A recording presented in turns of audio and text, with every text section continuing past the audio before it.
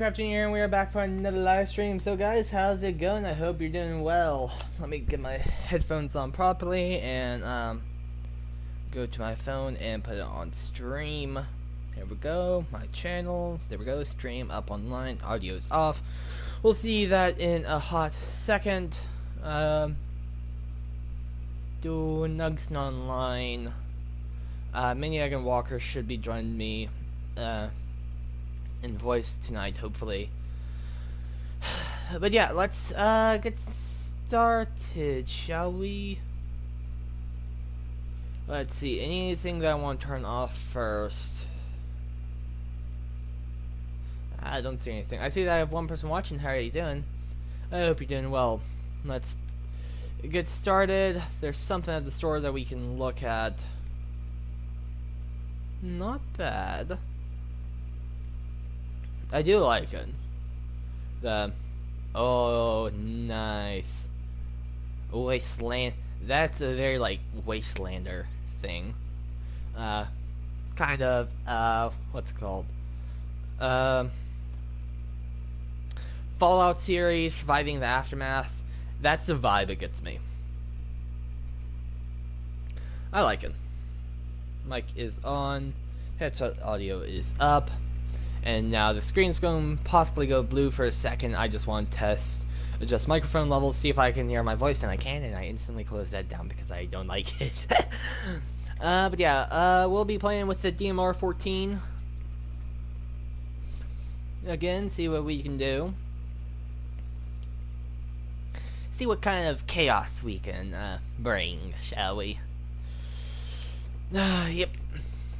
Whoa, map hasn't loaded in.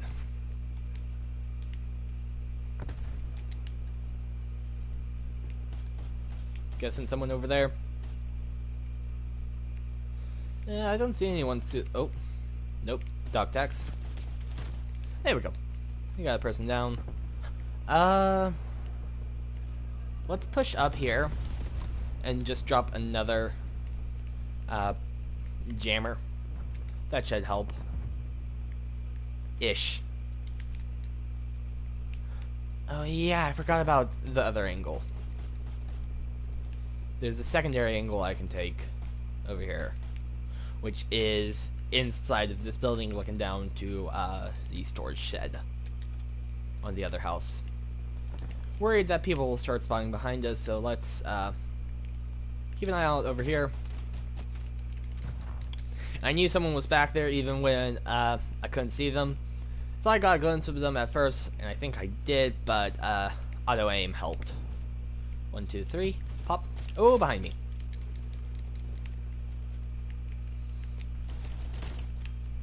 Take that person out. See if we can see them. I think they should still be over here, right? Napalm strike? Someone behind. It's in text? Yep. Okay. I definitely thought I saw someone behind. They might have died quick.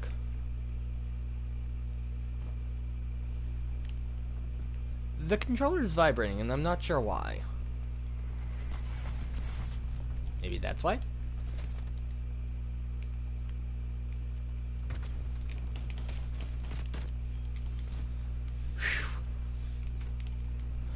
Oh, nice. Good one. They killed me before they died. Yeah, I need to remember that angle is a thing. There's someone downstairs.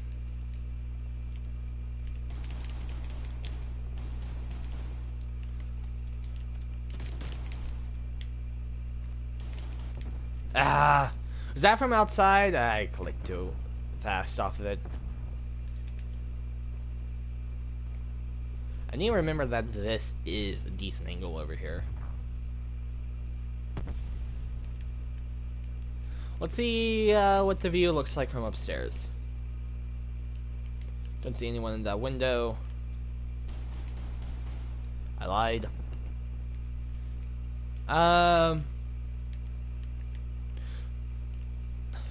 They both started a voice chat with me, so let me hop out real quick. to main menu and let me add them both to my voice. It shows that Miniag's already in. Oh, I already sent the invite to them. Miniag, can you hear me?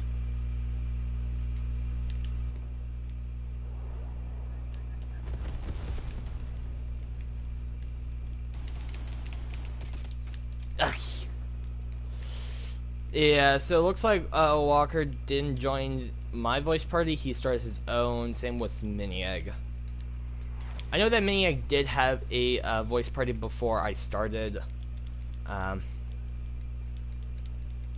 But he texted me, don't join his voice chat, join his. I didn't get the invite. Are you sure you didn't get one of the notifications? Because it should have sent out. I'll wait until this match is up. I'll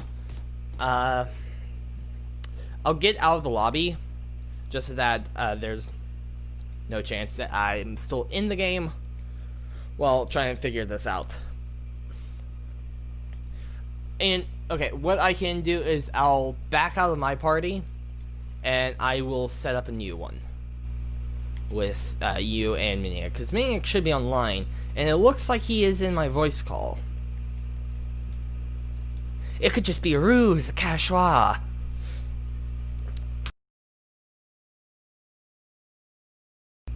Another thing that could have worked, Walker, if you're still watching, is going to voice party. It should have given you the option to join parties that you are invited to. And I hear clicking right now, so I think you're on now. I am. The clicking was from my...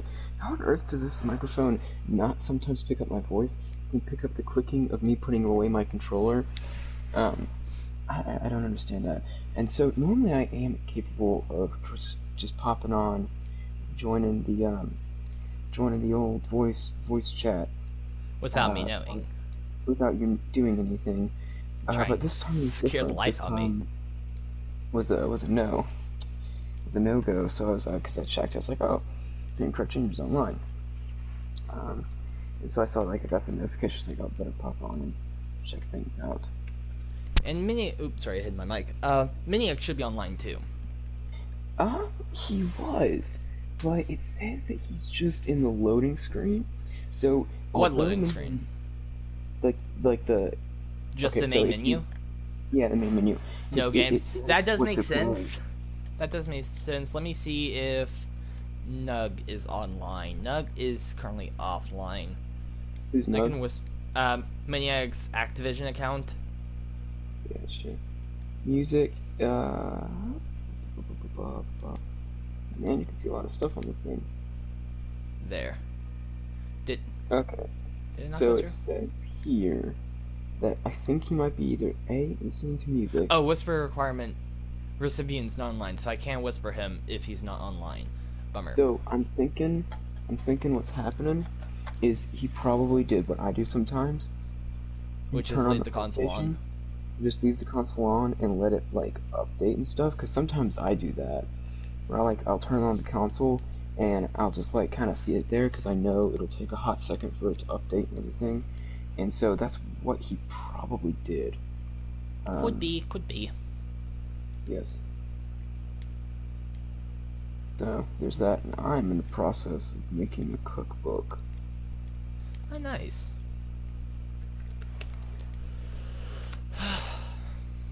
Speaking of food stuff, okay, so I wanted to make sure, did I sound kind of arrogant or ignorant last night when we were talking about diet stuff? Because I don't want to seem like that jerkwad that says, oh, look at me, I'm so healthy, blah blah blah blah blah blah blah. No, you didn't. Okay, cool, because yeah, those are very annoying people, and I want to make sure I didn't sound like that. It was haha, I know everything about cooking and health. I am the only person on the world that can cook. Yeah, he didn't sound like that. Okay, cool.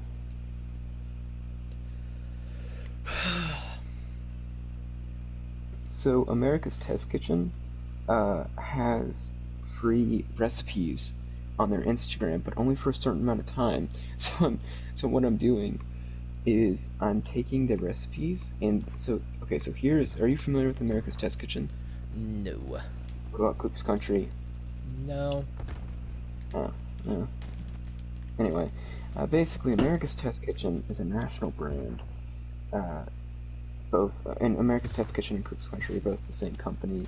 Cook's Country just focuses on Southern food, the only food worth eating. And basically, they they test kitchen stuff. They test kitchen utensils. They test knives, and they also make some really killer recipes. And yeah, it's pretty cool. And normally, you have to pay for a lot of stuff. Like they sell cookbooks, a lot of cookbooks, a magazine subscription, and all this stuff. But if you follow them on Instagram, they will post free recipes for a little bit of time. The recipes expire after a week or so, but for the first little bit, they will post the recipe, and you can get the recipe, and you can look at the recipe for free, so that way you can cook along with them as the days go on. So they're making Christmas stuff right now, so it gives you some cool recipes for Christmas stuff. Oh, nice. But instead of allowing it to expire, what I do is I log on to my computer and log on to my Instagram account and then hit Control C, Control V, and copy all the recipes into a Google Doc so that way they never expire. And I've been doing that for a while now. And so I'm Nice. slowly but surely stealing the recipes. Actually, yeah. Soon you will be the test kitchen. Soon I shall own all. No, it wouldn't be possible. They have so many recipes, and at this point, it's not actually. I kind of cherry picked a lot of the recipes too, and I do give a lot of money to America's Test Kitchen. I bought a lot of books from them, and we do subscribe to the magazine subscription service that they have, and I'm actually 100% for buying cookbooks from them because they did make the recipe. It's their recipe. They own the intellectual property, and I think they should be paid for the hard work that they've done to craft such a recipe. However, they haven't made a cookbook that's just one conglomeration of things that I want. Like their cookbooks are either like crock-pot cookbooks or dessert cookbooks, or they have one with just like it looks like a dictionary and it's really thick. That's the one that I own because it has a whole bunch of different ones, but they don't have all like a cookbook, just all the recipes that I want. I think they should have an idea where you can make your own cookbook. Like you can go through their website and click on the recipes that you want, and it has like pictures of the recipes, and you can go through and click on them, and then I guess this would be really hard logistically, but then it could go back to the book and it would make a custom book for you with all the recipes that you want. It would be hard logistically because everyone would have to be building custom books and it would probably cost a lot, but that way you can build a cookbook of stuff that you want, like, and you know all the recipes that are in that cookbook are good and the ones that you will use. Because sometimes I'll buy like a really big cookbook and I'm like, I really don't want this recipe and I don't really care for it, so I'm never going to use it. If I could switch that recipe out for like the one pot pasta or like their lasagna recipe, that would be so much better. Anyway, didn't mean to get on a cooking rant there, but you know. No problem. No problem. Rants are my forte. If you can't tell with all my live streams, it's basically one giant rant. If you think of it. Everything's moving. Oh, we should also message Sparrow. No, she already knows that it's gonna be on. She's a stream enthusiast, so. Oh, okay. Oh, she's actually on right now. No, someone destroyed my RC car. No, I will have your soul. You do have a soul, don't you, Lawrence?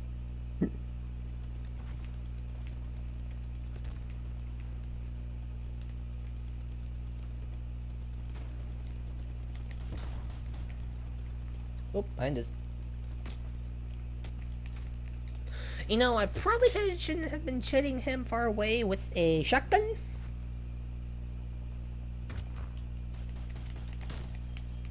It is a good shotgun, but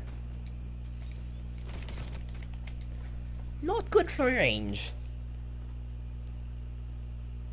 Yeah, so that's the thing that I don't get. Shotguns are shoot a lot farther than you think, especially if you have a choke on it. Like I had a shotgun. It was a pump, and it was a really good turkey hunting shotgun, and it had a choke on it. And it was like, I mean, you could shoot that thing across the backyard or over a lake or something. Not like it wouldn't go over the lake, but it would shoot. You could see the spread of the bullets over the lake. And so my grandfather got it for me for turkey hunting, which I've killed exactly 0 turkeys with. But I have actually been able to shoot it a couple times. Um, and there was Nice. one time that I had the turkey hunting shotgun, and we were going up to shoot some skeet, and on the way up, a flock of turkeys passed by on the road, and I was like, "Oh my word, this is insane! I have my perfect turkey hunting gun, and it's right there." But my dad says, "No, no, no, no, no, no! You cannot fire a gun on the road," which he was right. It's illegal to do that. It was not not only that, but it wasn't turkey season either. So it was all kinds of illegalness going on. But it was like, dude, they're mocking me. They are going across the road, Yep. and it's a whole bunch of them, and they're sitting there. They walked right in front of our car. It's like no one would know. No one would know. What? There was gunshots. I don't know, officer. I didn't hear no gunshots. I don't know what you're I'm talking pretty about. sure that's a TikTok audio. No one would know. Everyone would know. No one would know. No one would know. It's right. No one would know. No one would know. What? Oh, I just found these turkeys. They were just sitting there. What are you talking about?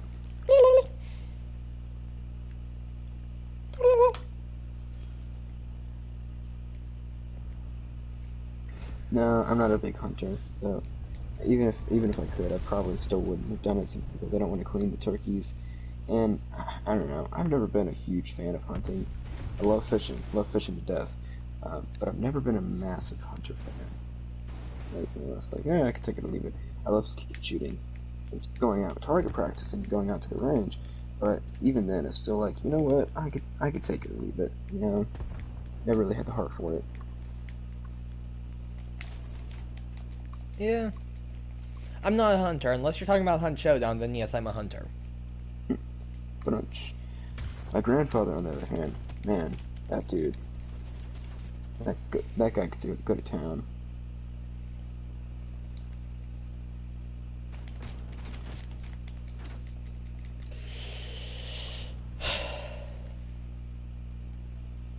Where is Mini Egg? I don't know.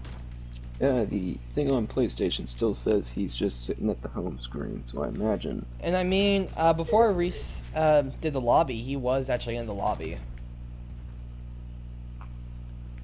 Hmm, interesting. Yeah. So here's something I'm thinking about making.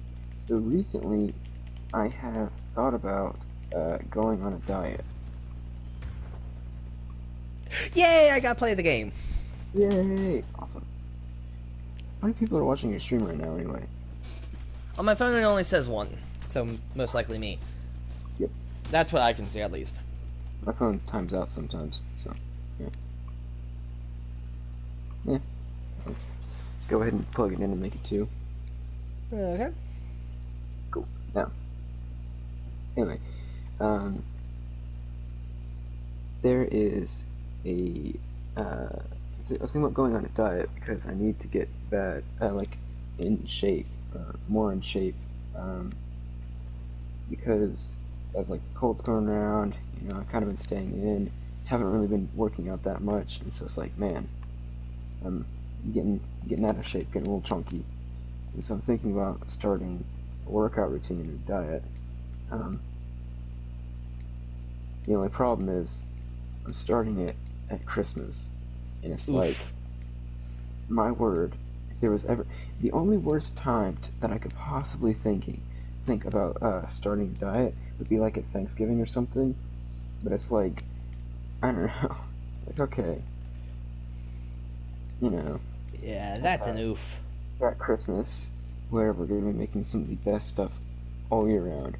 And I don't know if your family does this, but we have things that we make only at Christmas and Thanksgiving and Easter. Like there's a corn and green bean casserole that my mom makes, and she only makes it at Christmas and Easter and Thanksgiving.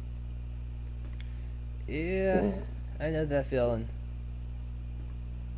there's other stuff that we also have. Like I was also hoping to make some Stollen, which is a German dessert bread. Hmm. I was gonna. The recipe was stolen from us though. Who Bunch. was the thief? Joseph Stolen. I was trying to think of other people that had the stolen.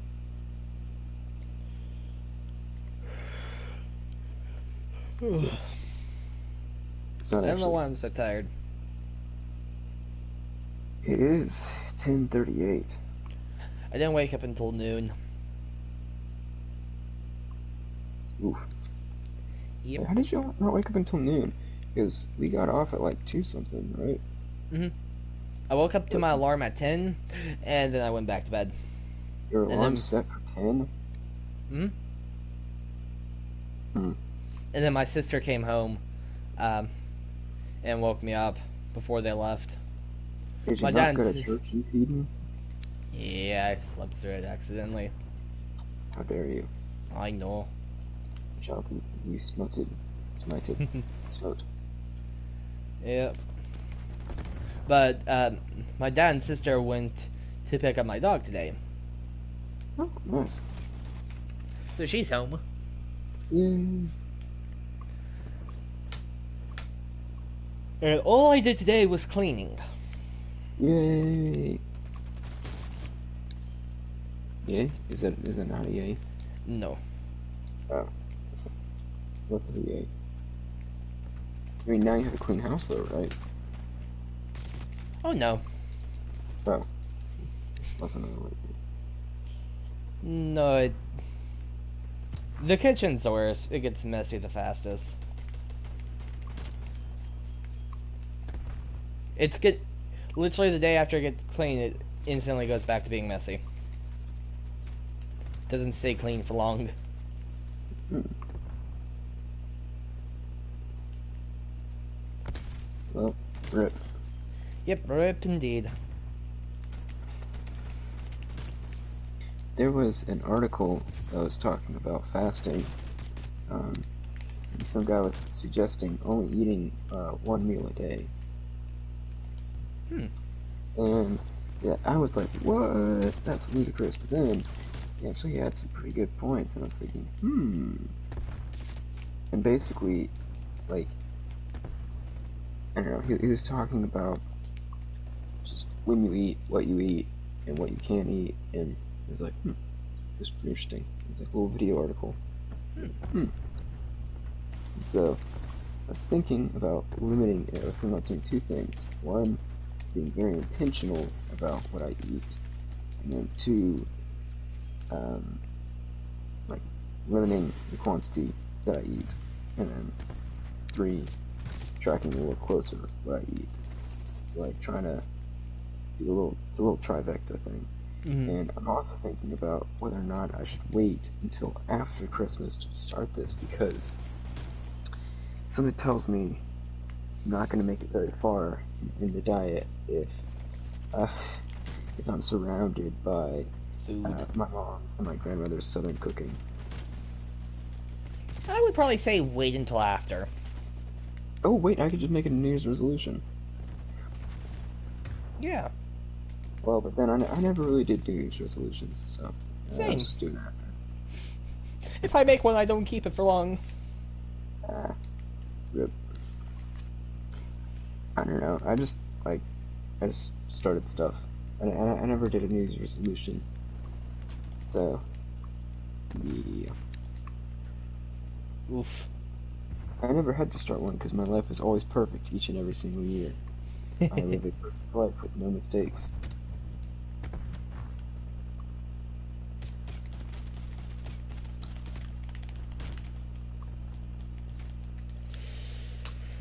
I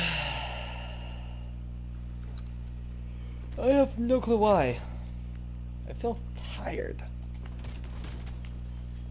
Was because actually sleeping late would mean that you would be less tired. I know, right? You would think. Hmm. But yet you underestimate me. You underestimate my power. Oh, have you seen the new episode of The Mandalorian yet? Not yet. I think I'm 1 or 2 episodes behind. Okay, you should. Last I watched was episode or chapter 14, so I'm like 2 episodes behind, maybe. You need to watch it. It's really, really good. I know. Don't spoil anything. Don't worry, I'm not gonna spoil anything. I'm not that heartless.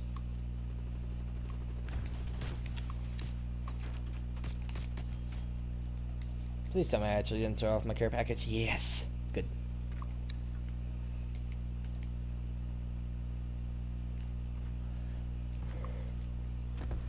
I mean, what you could do is you could add mini egg in Discord. I thought he was also a stream enthusiast. Yeah, he is, but just remind him to join. So, here's something that I was thinking about doing. There's like a bunch of live streams going on right now. So I don't think we're gonna have too many people. What, in Stream Enthusiast? No.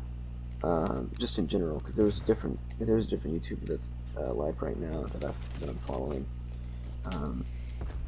He's doing a Christmas stream, and there's some other dude that has a lot of well, at least I don't take, I don't pull from their, audience pool. Because really the only people that watch me are people that I know in real life, so... Oh, that's true. Well, besides for a few people that I don't actually know, kind souls who decide to spend their time not begrudgingly and watch me. Yeah. Well, the dude that I'm talking about, he's not a game streamer. He is a musician. He does music, and so he's live streaming his music, like basically him working on music and other stuff and Christmas stuff. Oh, that's cool. So I don't think you guys would be competing for the same audience, but yes, that's the thing. Yeah, it's actually pretty cool. Like going through, and it was like, oh, it's just another YouTube musician. I played some of his music, and I was like, dude, this stuff is banger.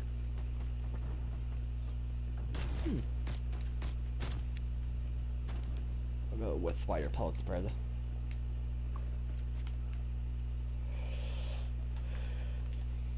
Okay, so Cooks Illustrated has stopped giving away their recipes for free.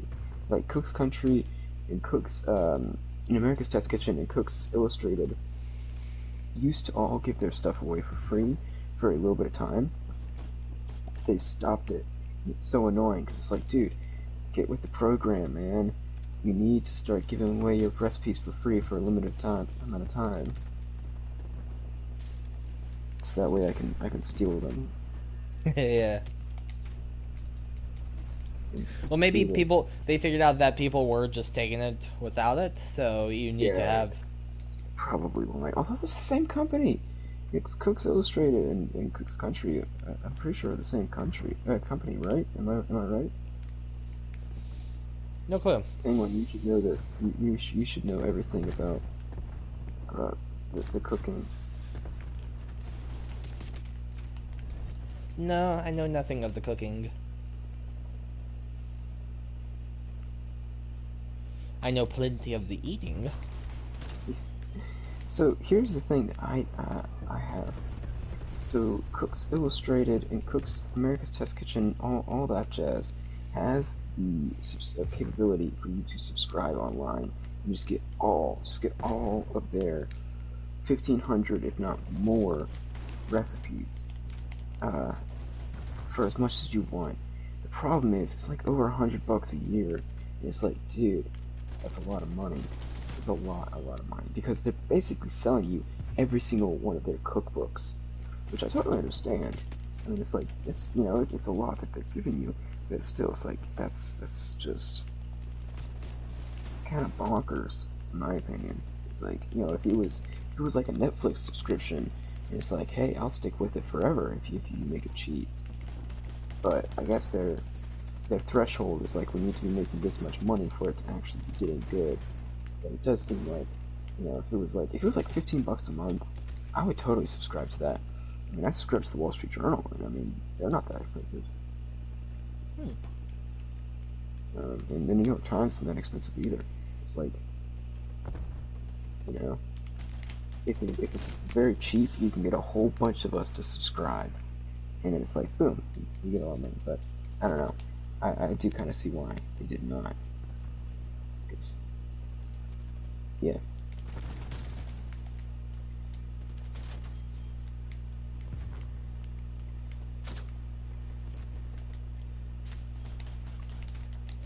Oof.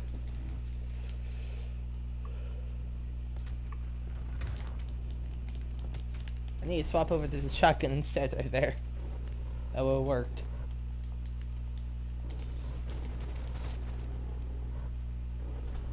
Is that a gunship? Yeah, that's player targeted. Inside we go. Have you seen that video of the dude that said it was how many potatoes does it take to run Doom? And basically the dude is powering Doom, the original Doom, on potatoes.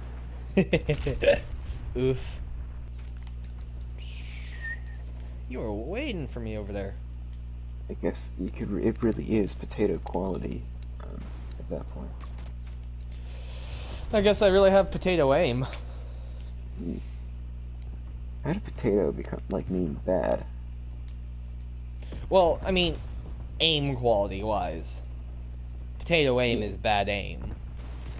Yeah, potato quality is like, potato. I've never heard of potato quality. You ever heard potato quality?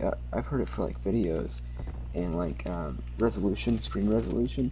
It's like it's really, really bad. It's like, wow, that is some potato quality right there. No, never heard of it. Interesting. Well, I know I'm not the only one that says it. I've heard another YouTuber say it when he was reviewing the product. He said this this camera gets potato quality, and I was like, haha, yes. Well, I mean, technically, like, potato batteries are really poor and inefficient batteries. They're still doable as a battery, but it's just very poor and inefficient. This was a separate video. But I mean, Doom. That could be the start of like the potato aim based stuff, and potato as bad. This is what Google's for. Where did the term potato quality? Where does the term potato quality come from? There it is. What does it say? Going to Reddit, the most reliable source in the world. Ah, yes, the most reliable source of the world. In 2008, where on YouTube, people were saying videos with poor image quality looked like they were recorded with a potato. It kind of spread from there.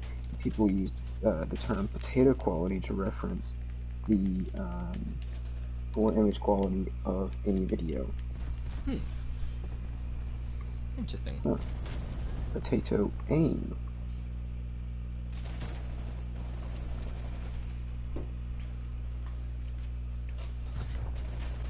Oh, apparently people also use it to say potato mic. Ah, yeah. You have a potato mic. It's just like it's kind of funny.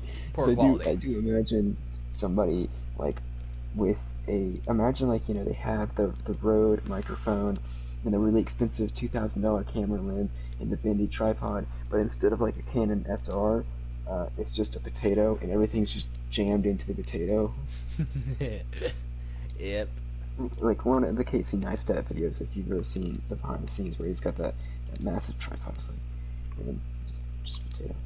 Oh, reminds me. Okay, so I am thinking. I've told you this before. I'm thinking about buying a decent microphone, so that way I can start doing professional stuff, or professional quality stuff. And I have two microphones that I am looking at right now. And I need your expert YouTuber advice because you've been doing this longer than I have to tell me which one I should make and You which one I know should that skip. I literally haven't changed up my system ever. That's because it's the perfect system. You've No, it's already very found flawed. perfection, so you no longer need to change anything. You're No, exactly my right. system is very flawed. I could use from upgrading my mic for sure, most likely. Upgrading my headset as well. Um, upgrading my system would be getting a desktop instead of just a PS4. Laptops are pretty good too. I'm using a laptop. I would want more power because I'm Okay. looking to stream and broadcast at the same time, and that takes a decent amount of power. I mean, it can still run. Like you could run, like I've run it on a MacBook, like the 2019 MacBook Pro or something like that, a computer. So I've run it on a Mac, a laptop. But I would want more power because the Mac only allowed me to play very few games because it couldn't handle that much power. I need more Yeah. of a power draw. Infinite power. Ultimate cosmic power, leaving space. I was actually referencing the Star Wars thing, but yes, I also got that reference as well. Good, because if you did not, I don't know what to say. Yeah, You would be not that facing a ignorant. not so happy penguin. Not that ignorant of Disney movies. Yeah, but No, it wouldn't be ignorant of Disney movies, it would be ignorant of the comedy king.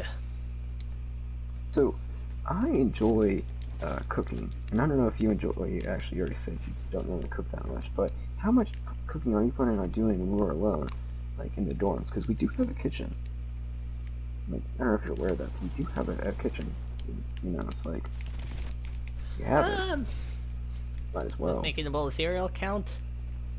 No, it does not. Does Like I'm talking making about a like bowl meal of prep. cream of wheat count? What do you do for cream of wheat? I've never eaten the northern garbage that is cream of wheat. It's basically worse versions of grits is what cream of wheat is. But I've never made it, so I can't So say. it's practically like making oatmeal. Oh, okay then no. Okay, then probably not.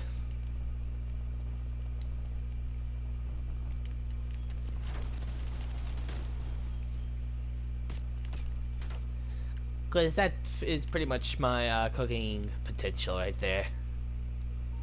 All my cooking knowledge wrapped into one statement.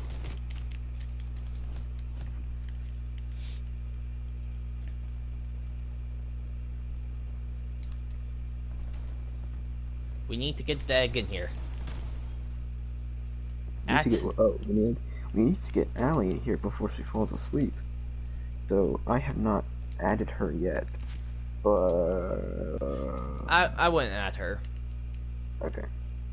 Don't at her because Maniac he like goes on voice with us, but so for him it could be considered fun, but for Sparrow it's just listening and accompanied by content that she does not probably enjoy, understand, or whatever. So for her it would probably not be fun. For the record, I suggested going to PC this time and actually using Discord, but you know. Yeah, I don't know what I would do on PC though. What was that game that you always say is really, really fun? Phasmophobia? Um, that's the one. Well, I need someone to do it with, because if I do it by myself, I get too scared. You wouldn't be doing it by yourself, you'd be doing it with us. No, in voice doesn't count. I need to have hunters on location with me. Because just in voice, that does not take off the aggro of the ghost. I can't throw a disembodied voice that doesn't physically have a body and match in front of the ghost saying, "Ghost, go for him instead." I can't do Well, that wait, if isn't it's that what a just ghost voices in is? my It's just a ear. body voice. What? It's just a voice without a body. That's what a ghost is. Right, but I can't throw a ghost another disembodied voice. I need to have someone in the game to throw at them instead of myself. Essentially, I need cannon fodder. I need someone to run in front of me to block me of the ghost's attack.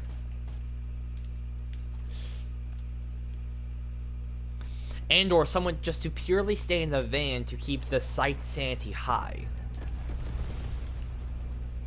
Because that counts too. As long as there's someone on the map with high sanity, it takes an average. The ghost takes an average of all sanity on map, not just in the building. So if you have 2 players with 100% sanity in the van, and you and the other person in the haunted location have 0% sanity, the overall site sanity is 50%. And ghosts normally start hunting about 40%. Lower than 40%, you get into chain hunt territory. Depending on the ghost, chain hunt territory is different. Yuri's chain hunt territory is... well, with the old Yuri, they would just drain your sanity, so it's not... With old Yuri, it was not uncommon to see people in sight with like 20% sanity each, or lower. Now it's the Jin that at least in the beta, the Jin for some reason has the Yuri's power. And the Yuri doesn't have much. And I'm pretty sure Miniag doesn't want to play with me, and at least definitely doesn't want to play with me at night. He's playing GTA right now. Oh, nice. And no one else that I know owns the game. So, other than that, I could try, maybe, see if I can download Minecraft and run Minecraft on it. The problem is, unless if I open up a single player instance, I would be playing on the server with a decent backbone already built, a decent founding, and I don't know if people would necessarily want to see it, where, well, I don't really have a base. I still have, like, I have a pretty open area that just has a lot of chests in it, filled with items. Start with, people do mining off stream all the time. Yeah, but, I mean, I don't know. I do get your point. I get your point how it's like you already kind of brought it up, so it's like when you start with it, people want to see, like, you know, where it began and then where it came from. And I mean, I do technically have a less than 25% built house. That's really only of a house. And also something I could do is it would be in Rainbow Squid's realm, because I don't know how to make a server, and I don't want to pay for a subscription to host a realm server. So I would be taking someone else's server or just a common multiplayer server. So, I mean, if I were to do that, you said you have Minecraft, right? You have Java Minecraft? Ooh. And Miniac has said that he also has Minecraft. Skittles and Sparrow also have Minecraft, and I think Female Jordan also has Minecraft. I don't know if Female Jordan's in the realm, but Skittles and Sparrow are both in the realm. The problem is, Sparrow is literally at spawn, and I am about 18,000 blocks away from spawn. No, 16. No, 8. 16. Roughly 16,000 blocks away from spawn, or more.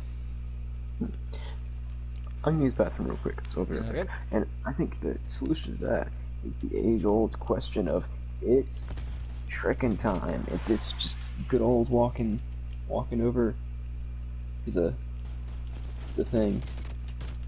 The problem is, to get to spawn, you literally have to cross.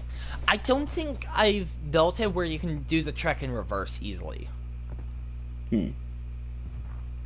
That's a shame. It's mostly a one-way journey to your death. What? I did not just say to your death. Shh. But yeah, Walker did say Miniag was playing GTA, so technically there's a chance that, uh, no, Miniag, said don't join his voice, but he would join mine, so he should still join mine. If he wants to, he'll join. The thing is, if he wants to.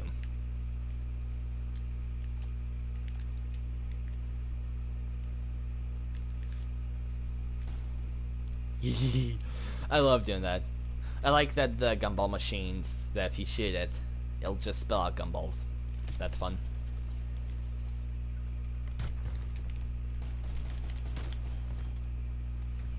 There might be someone else over there. Almost. I don't think he was still stunned. He should have been, but I don't think he was. Oh, someone already broke that. Let's go to next next point location.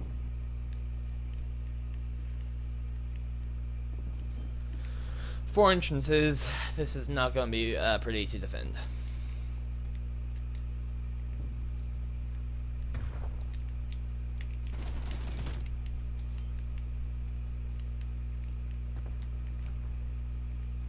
I think I saw someone up top. Yeah. Oof. I could put a jammer back in this room. There we go. And that hit me and destroyed my own jammer. Nice. 15 more seconds, so it's gonna pick new spawn location now. I mean, it's on a standard rotation, so it will rotate to the same exact spots every single time. I'm just not aware of them yet.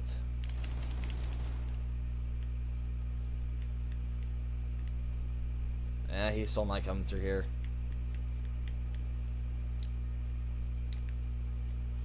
Yeah, still a possibility. Other side.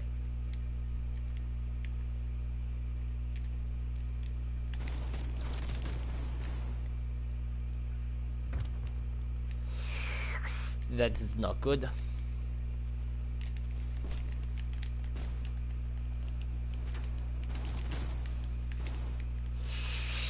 I do not know how I didn't die there. Yeah!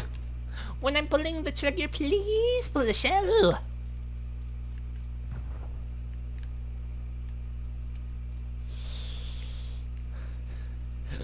Oh man.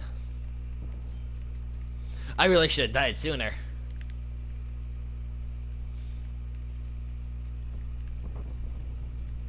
They're probably going to come from this side of the mall.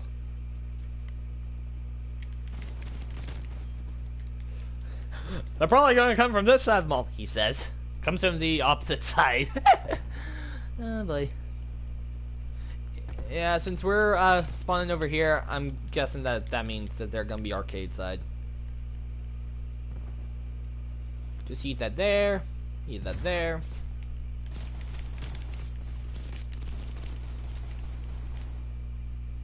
And need that over there. Oh, got executed from behind. Good job on him for sneaking up behind us. Let's bounce that off the wall. Destroyed a decoy. There we go. New spawn location. Pretty sure you're back, Walker, right?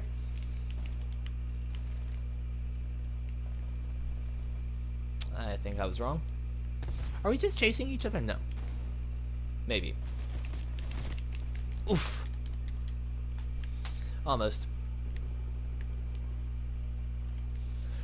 Something that I really should have brought up to me, brought upstairs for the stream.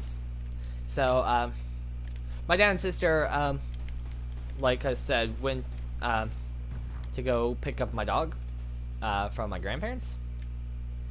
and they came back with a lot of stuff, like Christmas gifts, Christmas like food or stuff to make Christmas food, that kind of stuff. But also, what was present? Two things. The ale of ginger with the aid of lemon. Mwah! Chef kiss. If you couldn't decipher what I said, that's ginger ale with lemonade. Ale of ginger with the aid of lemon.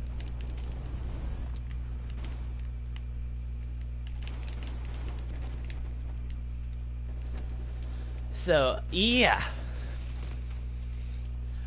And there's two of them. I really should have brought one up to stream.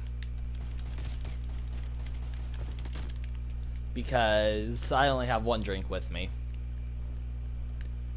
And the drink is caffeinated too. Not coffee, unfortunately.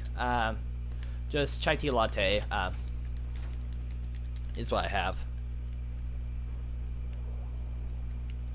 So I'm kind of thinking maybe when Walker comes back and after this match, I literally more or less sprint downstairs and grab myself the ginger ale. No, I don't have... It wasn't charged up.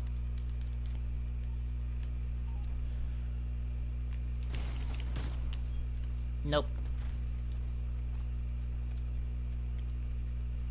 That's charging there. Ahoy, matey. Wee. I got 30 more seconds on point.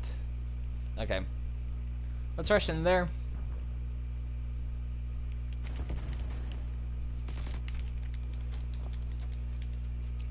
That's a noof. I think next spawn point will be back over here. Okay, I have a good idea for one prop hunt now. If I get a big object like a rocket. I wish I could see what that looked like for his perspective.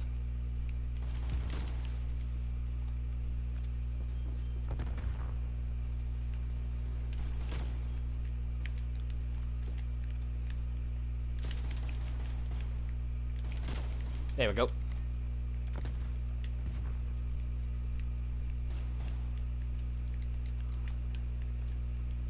I need like the listening thing, so I can just keep an eye out from for behind me.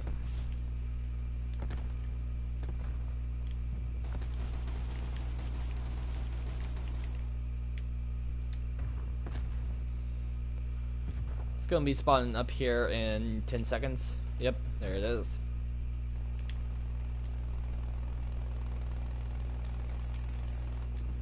Ah, come on!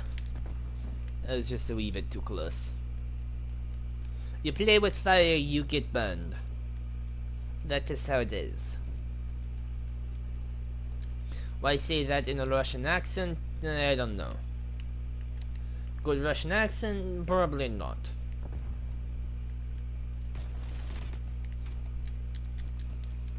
But still do I do it? I don't know. And again, I don't know why I'm doing a Russian accent.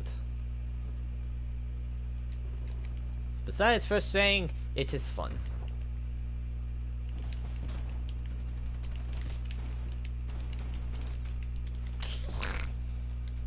And they got a trophy system up here too. Debating if it's worth pushing there, just waiting the 10 seconds to move out. Yeah, it's probably worth moving on. So, you're back. Oh yeah, I was wondering if you could tell or not. It's more than expected. No, I could tell you were back by the sound of your mic. Yeah, okay, so I'm confused, because sometimes you're like, oh, yo, I can't hear you. It's like, okay, I guess my mic's quiet. And there's sometimes it's like, I can hear everything. It's like, okay. Hear every molecule. You hear me trying to hopelessly adjust the blinds? Yeah, I think that's what I heard. Daggone it. I can hear every fiber of your being move. But I was trying to, cringe, you that know is when my you like channel. lift up the blinds, but they don't want to go down all the way? Oof.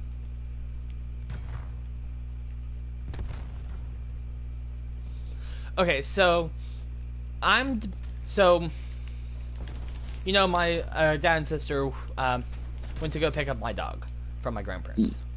Well, my grandparents gave them one our Christmas gifts, and two a huge cooler full of like Beer. food. Okay. Wishful thinking. Continue. Wishful thinking. I don't drink, Anyway, sorry. and I'm too young. But they did add two things that I'm tempted to go get right now. They added two things of ale of ginger with the aid of lemon. And if you can't decipher what that is, that's ginger ale with lemonade. Mm. The ale of Or, ginger with the sure, aid it's of lemon. wink wink. Ginger ale. Yeah, It's it's not ginger ale. ale. It's Canada dry ginger ale. It's ginger ale. No, Canada Ale. dry ginger ale. But I'm tempted to run downstairs quietly because my dog's home and bring it up. The thing is, there's only two of them. And I do already have a drink on stream with me, which is chai tea latte. But ginger ale does sound quite nice right now. Should I do it? Sure. I mean, we could tag team. I'm out. Okay. The game is searching, so I'll be right back. I'm going to be as quiet and fast as possible. Okay. I'll leave my mic on. So, Alright, be while right he's back. gone, I'm ready to release some spoilers. No, I'm joking.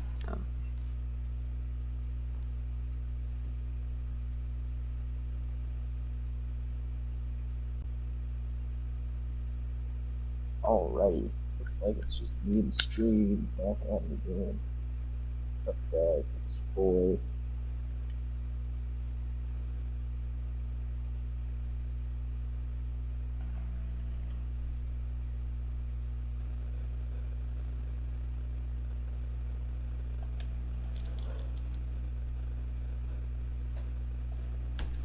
I'm back. Oh, that was fast. 1 second, let me get my mic on. My headset. I'm back! That was fast. Yeah, I was trying to be. There we go. And I put one of my weighted blankets over my door. Oh, nice. Just for noise blocking. One of. How many things do you have? I have two. Oh. One was from my mom's house, and the other was my dad's old one that he just gave to me. Apparently it didn't work. That or he didn't try long enough. So he gave it to me. I could still not. Are you out of breath? No longer. Okay. Because I was sprinting, pretty much. If and where I could sprint, I did. So. That explains why you were gone so quickly. Or like, you're not gone for long. Is the appropriate English. Yeah, the only parts that I really took slow was right in front of my dad's room, which is hardwood floor, and also proximity to the lying tiger, aka my dog. Because if Wouldn't it be she, the lying wolf? I don't know, but if she heard me and decided that, you know what, why not let me bark, she would wake up my dad. And that would not be good. Unfortunately, so my dad gave me the weighted blanket that he got to try to help him sleep at night.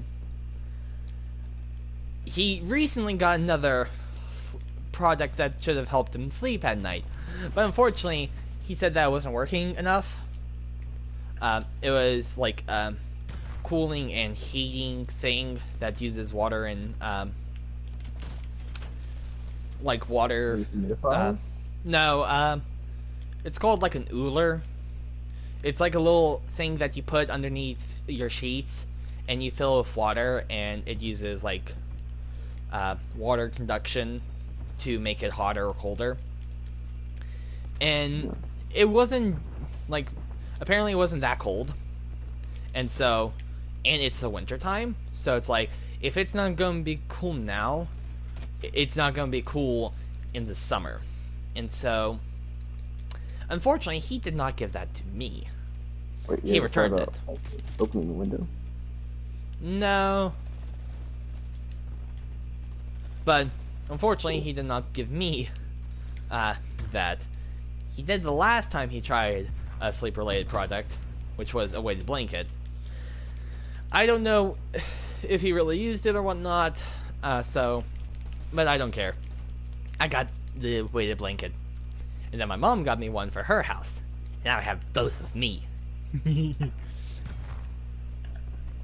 That's two 20-pound weighted blankets. Jeez. I think they're both 20 pounds.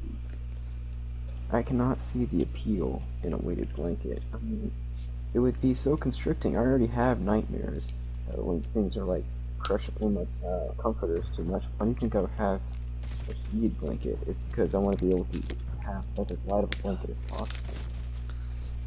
I would not be able to sleep with that.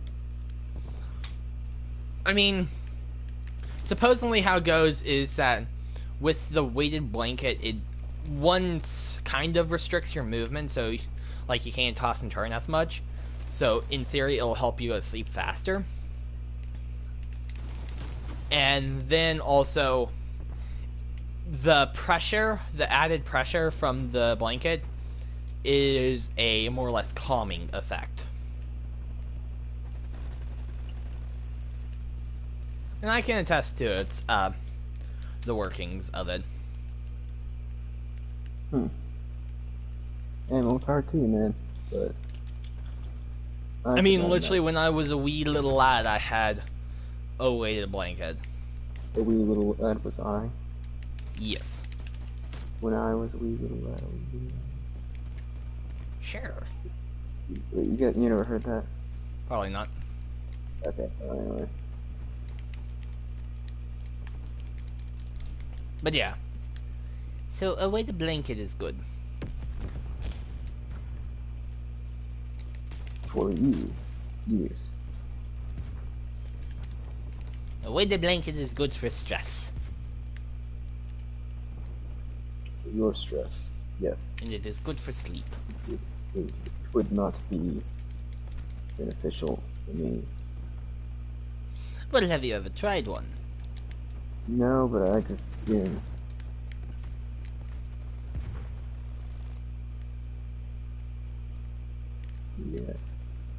would not be something that I would be able to do. 9 out of 10 would recommend. I'm the one that does not recommend. I know. But you will. Or you will play Phasmophobia, you choose. Never be able to sleep comfortably again, or never be able to sleep comfortably again. Never be able to sleep comfortably again due to phasmophobia, or never be able to sleep comfortably again due to a weighted blanket. Phasmophobia is not that scary, especially when playing with a group of people, because you can cut up and like laugh, and that kind of stuff, and you can break the immersion of the game. It's a very immersive game, but there are ways that you can break that immersion. But that you also have to be careful with that, because by breaking the immersion too much, you might also ruin the game for yourself. And it's like, oh, I know everything that's going to happen, why do I even want to try playing it? Yeah, so like using speedrun tactics, like, okay, to find the ghost most effectively, let's use a thermometer, EMF, and we'll bring a camera in for when we find the room. You got a point. If you already know what's going to happen, what's the point of you doing it? You got an excellent point, man. Yeah, I completely agree with you. Because if you're... like if you speed run the game, it's going to be a lot less scary because it's like, okay, before it's more like an art, but then you get down to a science.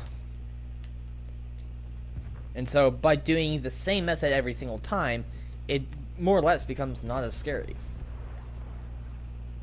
And plus, like, if, for example, you, me, Miniag, and one other person, like, let's say Sparrow, if we all played it, and we're all either on Discord or in-game mics or whatever, and we're just laughing the entire time, making jokes left, right, and center, having a grand old time, that comedy that we provide, the laughter and jovialness, will actually break the tension of the game and make it less scary. Because it breaks the immersion of the game. So there are ways to make it less scary if you want. It will definitely make the game different for sure. And so, would I recommend breaking the immersion? Maybe. Especially if you're new and you're a bit scared and apprehensive when starting, definitely try break the immersion if and when you can. But then once you get comfortable and are like level 100, then it's like, okay, now let's try to add the immersion in. And let's actually try get jump scared by the ghost.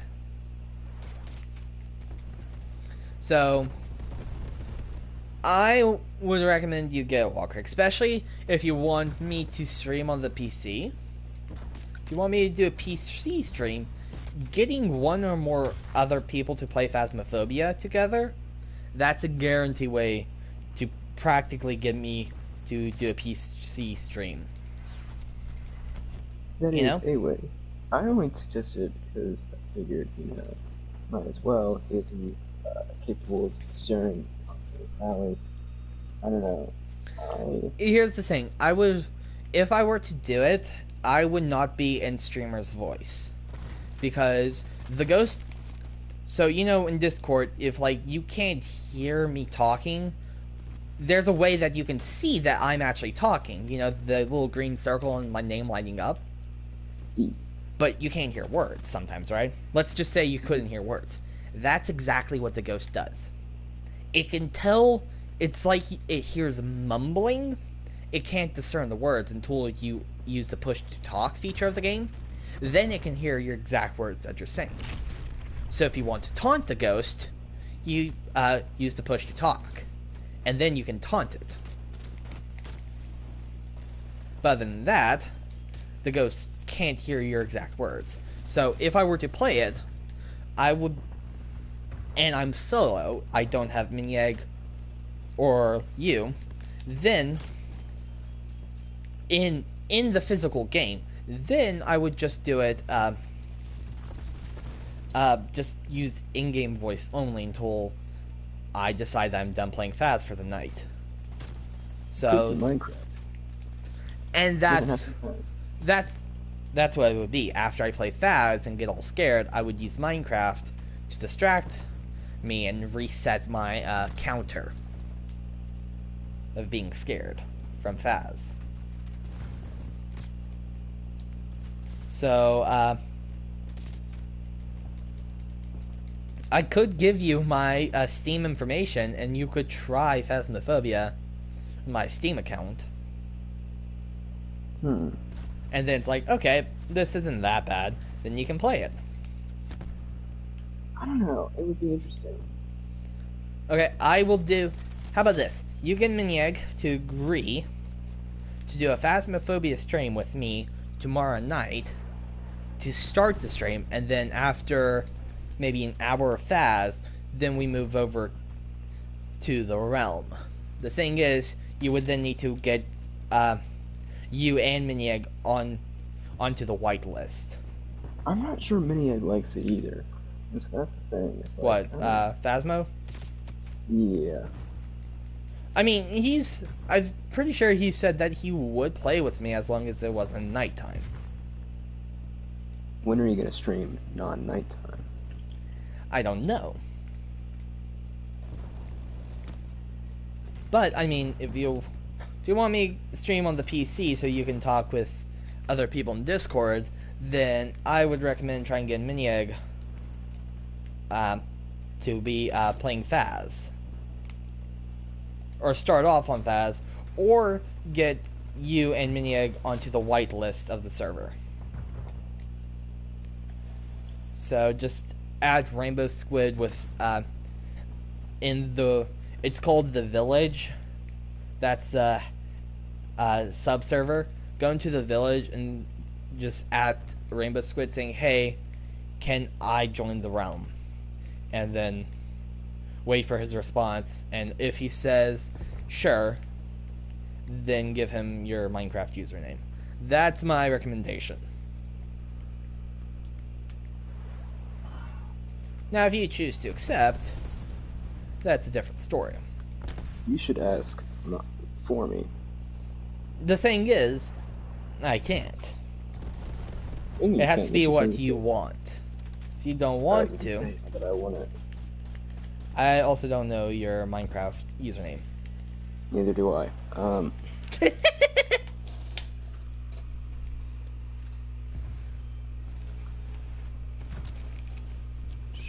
I'll send you the Minecraft username and you can do it for me. The problem is, I've tried. But I also did in the wrong subserver. I did in the Minecraft subserver, not the Village subserver.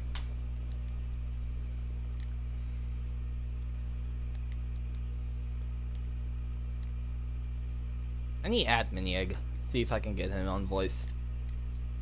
Get him in on our schemes.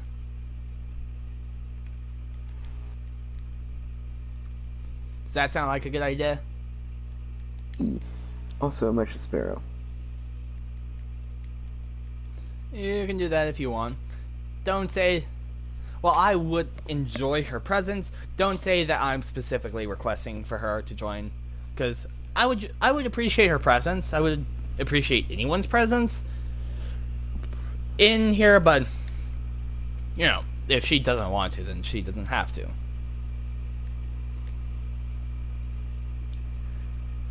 But if she prefers to sleep over watching my stream, then so be it. My stream's not that important. Yeah. And sleeping would be better than watching my stream. So, I don't care. Let her sleep.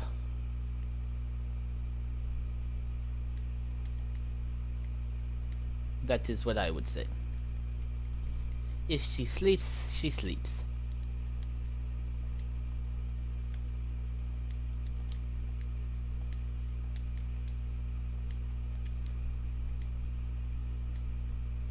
Oof, couldn't get in time. But I did just send an invite to Minieg for voice. So now it's up to him. I think after this round of Apex, I started switching over to Hollow Knight. Okay. What time is it? It's 9:03. So here's the thing. Holly doesn't come on when it's super late. You don't text her, and we don't message her until it's super late. You don't get on until it's super late, so it's kind of like this non-opportune cycle. I know it's not very opportune timing.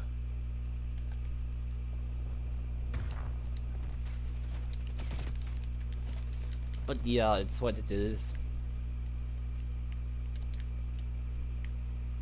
I don't want to stream too early because, especially now with my dog back,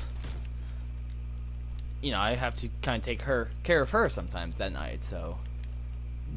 And I really don't stream until it's like really late, so that, you know, if my dad or sister want to do something with me, then they can. Like, what if just on the spur of a moment they say, hey, I got this coupon for Dairy Queen, let's go get some blizzards. That's a very specific example. Yeah, because we do have Dairy. I think my dad has like a buy one get one half off or whatever for a blizzard. I don't know when it expires, when he got it or whatnot, but that was partially talked about recently. So, and you know, they won't do that until like later in the evening. So, more or less kind of wait for everyone else to be going to bed so that, you know, I can more or less guilt-free start my stream. Sounds like you got yourself a bad old case of FOMO. Fear of missing out.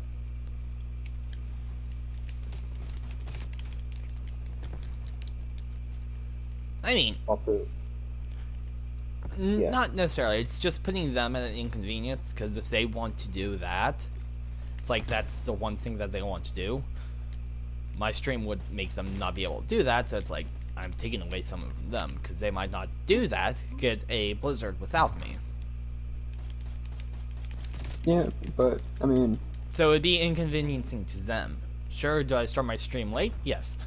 But my stream can start at any time I want, because I am the, you know, the content creator. I choose when my stream starts and ends, pretty much.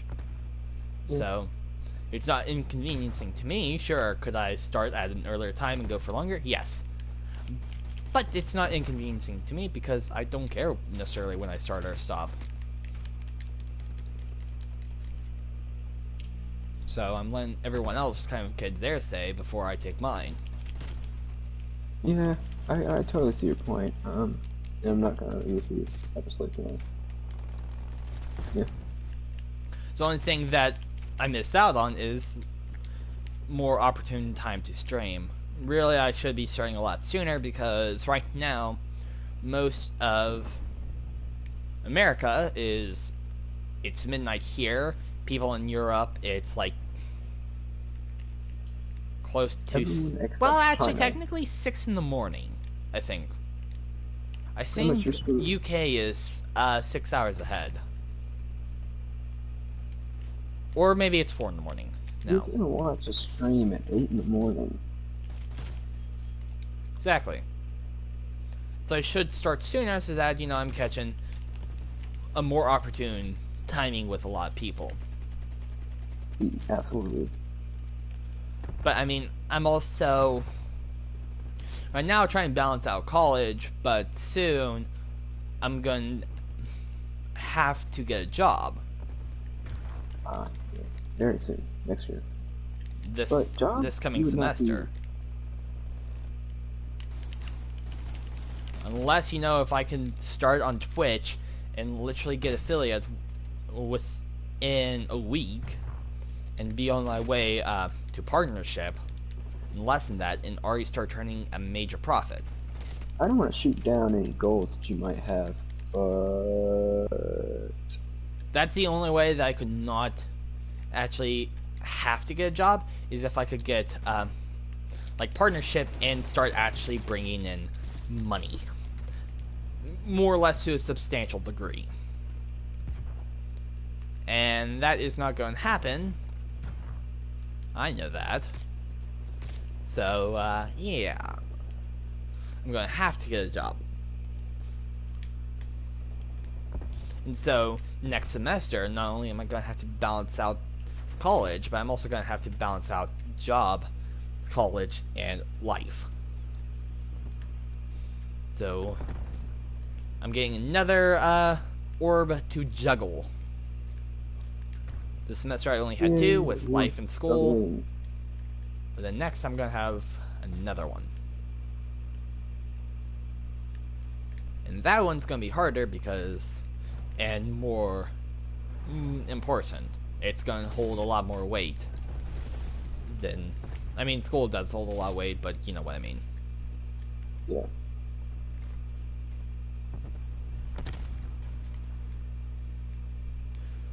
Holding a career or holding a job is kind of harder and, you know, whatever, right? Yeah. Actually, depending on where you work. It's harder because, like, you can't just one day not show up unannounced. You literally, like, you always have to have someone cover for your position or whatnot. So everything has to be taken. It's like chess. In chess, you want to think moves ahead. In work, you need to think weeks ahead. More or less.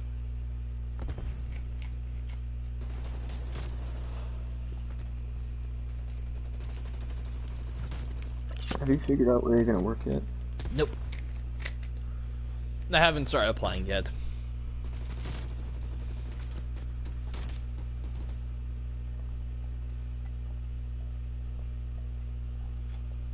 And ultimately, I don't want to. Well, yeah, it would be nice to get, like, a paycheck and have extra money in my pocket. Yeah, that would be nice. But I don't want to because it's, like, responsibilities. And that kind of stuff.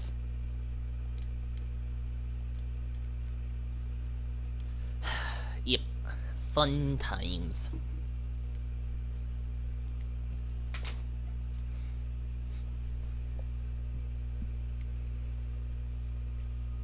But I mean, more or less I don't have a choice. I have to get a job next semester. Yeah. Oh, and I forgot, it's no longer, if you don't, then you have to pay.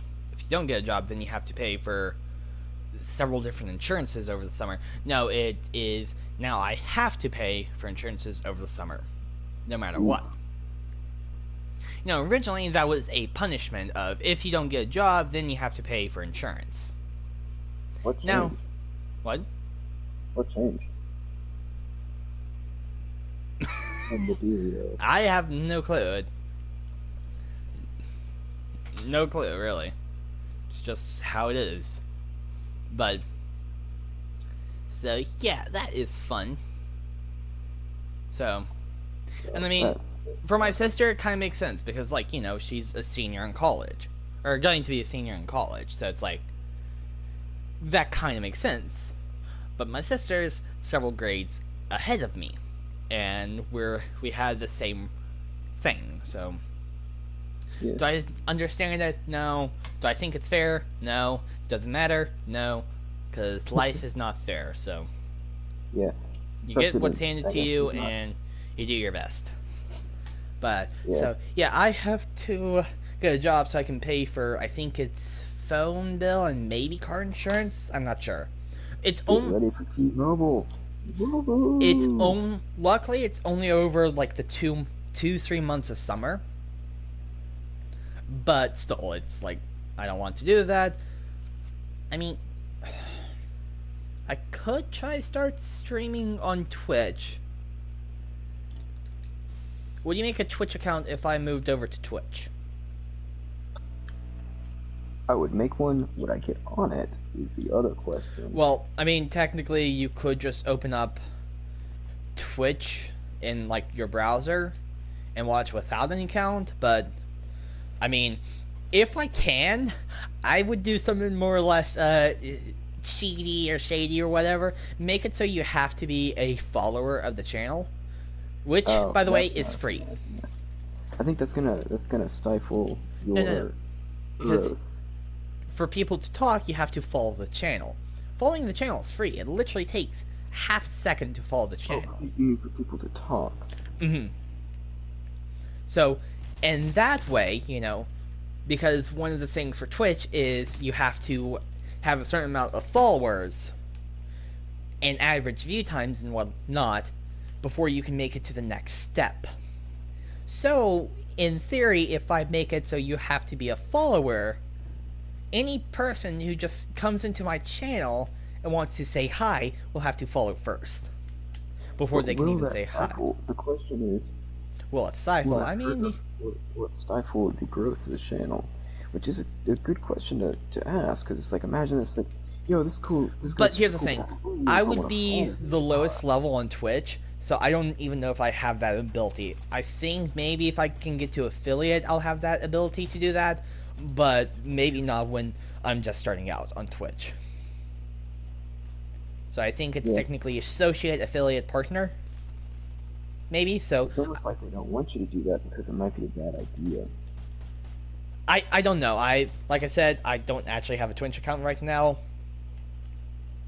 So Yeah. I, I get where you're coming from. I definitely think that that's an interesting concept. But and I mean technically if you think about it, I'm just gaming the system. or you might be hurting yourself in the long run. I mean, yeah, you're not wrong. It could be hurting myself, but I mean, Because, I mean, it's like if I don't know the guy and I'm not able to if you constantly. want to say hi, you can follow. But then once you are in the channel, it's like I don't actually want to be following him. I don't want to watch him again. You can unfollow in like literally a second. Mm, It's just as yeah, fast to follow as it is to unfollow. So I mean, technically, it's gaming the system, and it could work. But I don't hopefully. even know if at the associate level I can even do that. You need to talk to Evan Kavanaugh. He actually is streaming on Switch and he does have a lot of stuff. And But yeah, also, what I would need to do is I would need to start outreaching and making myself friends with other streamers and be yeah, that's live. the Viking. That's the Viking, I guess. Yeah, I'm a follower of him. I actually bought some subscriber points, subscriber tokens, so that I could use on his channel. So now my subscriber membership ends March 14th. So I'm subscribed to him for 3 months, and I think I still have 2 more sub tokens.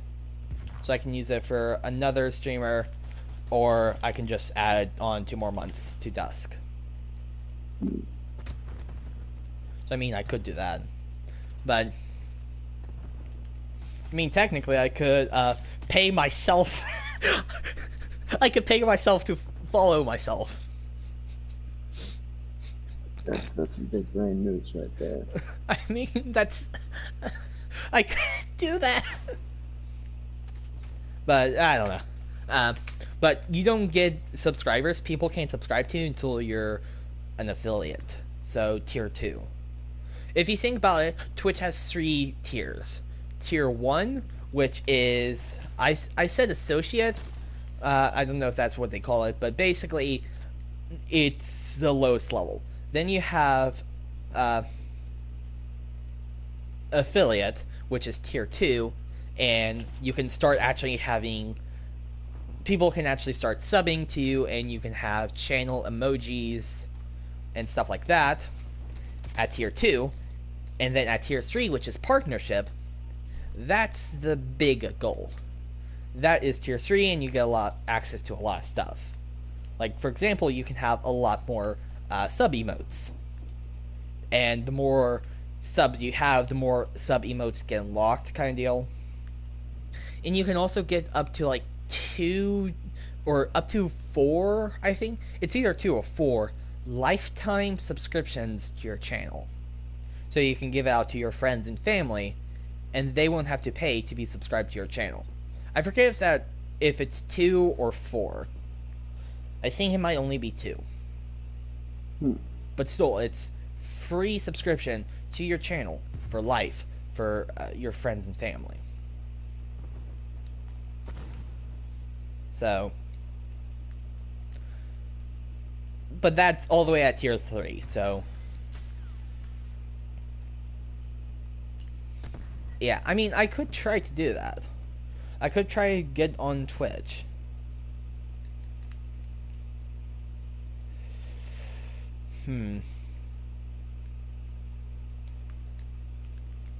What do you think? I think you should do what you feel is best in this situation. I have no advice to give because I am not an expert in this field. I know nothing about Twitch. I don't even have a Twitch account, so I mean, it's like I can't even speak to you. I mean, if you were to get Twitch and go over to Dusk the Viking, I could give you a subscription to Dusk the Viking. I could gift out subs. Because I still have 2 free tokens that I haven't used yet, or 2 sub tokens I haven't used. I'd say Or if you get on Twitch and find a channel that you like, I could gift you sub to them for 2 months, 1 to 2 months. But I mean, I do have two people that I can talk to, uh, Phoenix and Rainbow Squid on our Discords, which I think is their Twitch names. I think. The problem is, I haven't seen the last time they've gone live. I don't know if if the Me6 bot actually posts Twitch links or not, or whatnot. So, and they're both still in high school, and so like Rainbow Squid, I think now because it is a break, he is streaming, but I haven't seen Phoenix stream like either in a while or ever. I don't think I've ever seen one of his streams. Uh, so, but I think those two are streamers. So and they're on the Twitch scene to a varying degree. So I mean, I could talk with them. The thing is, I would need to start essentially meeting people in Twitch and starting building a rapport with them. And then, essentially once I figure out my schedule, I can just figure out people who stream at the same time as me, similar times, before, after I start my stream. Because what you can do in Twitch is you can raid people, which essentially takes, when you're closing a stream, when you're about to sign off your stream, you can pick a target and send all of your followers, everyone who's watching your stream, to go watch their stream. It just literally, all they have to do is stay in your stream and then when you click the raid button, it'll count down, and anyone still in the raiding party will automatically go to their channel. That's cool.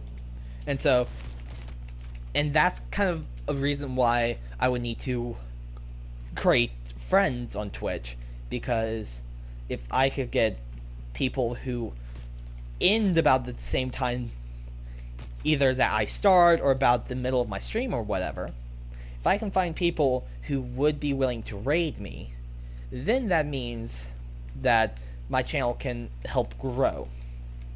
But seeing that I would be, level 1, and with very little content on Twitch, the chance that that happens, that someone would be able to raid me, would be low. It's because, here's what I'm thinking. It would be, to get a tier 3, or a Twitch partner to raid you, would be huge, because they could come in with 1,000 viewers, or something like that. They could come in with a lot of viewers. A substantial amount for your channel. And yeah, no small amount whatsoever. But the thing is, essentially they're tier 3, and, they're busy running their channel and all that other stuff. So they might not look and, watch your channel, or even if you talk with them on a regular basis, get in their Discords, and then somehow, one way or another, say, hey, I also stream, without being like, look at me, watch my streams. Because that's not good. Oh, by the way, Oh, by the way, I'm going to start my stream in 10 minutes. You guys should watch. That's a very bad thing to do in any environment that's a content creator. Let me steal all of your That's a bad thing to do in a content creator environment, is to essentially say, hey, I'm going to go stream, you guys should watch me. That's a no-go in streamer environment. Did you see that comic that Kelsey posted? I don't know if she made it or not, but it still was really funny. And basically, it had a thing that showed a guy in a sandwich shop. And it said, oh yeah, you told me about this, because I think we've had this similar conversation before.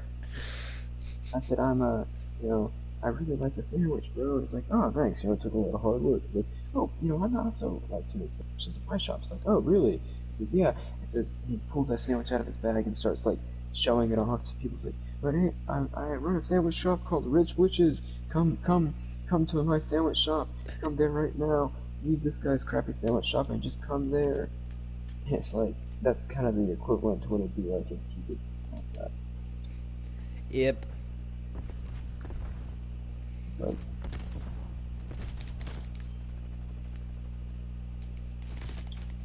But I mean, I was essentially trying to build rapport with people on Twitch. One, not with the goal of, just making this someone that will raid me, like someone for that. Build rapport to build friendships with other streamers. And then hopefully, they'll raid you. It's not a guarantee, but, if you build rapport with someone, you never know. Rapport is friendship, right? Or something like that. Yeah. So, I mean... Friendship for you to abuse and use them and grow your channel and steal the subscribers. No, that's a manipulative or whatever relationship. That's a no-go. What? Manipulative. But, I mean... Yeah, I mean... What I need to do... I mean, it might be... The problem is, I'm going into essentially a different segment of life, right? Every semester will be different because courses will change, they get easier or harder, and you don't really know until a week's in. So it would more or less be hard for me to create a new channel, or create a channel and then get a schedule up, because not only are my classes going to be different, harder, and whatnot, but I also have the goal, or more or less have the goal of getting and holding down a job. I mean, hopefully, eventually I could do streaming full-time as a job. But college years make it a full-time thing. But yeah. How much time were you spending during the during this year for college and stuff? Like, were you spending like for me, it was like every single night. I was like, I didn't play any video games during the week. I was pretty much all just schoolwork.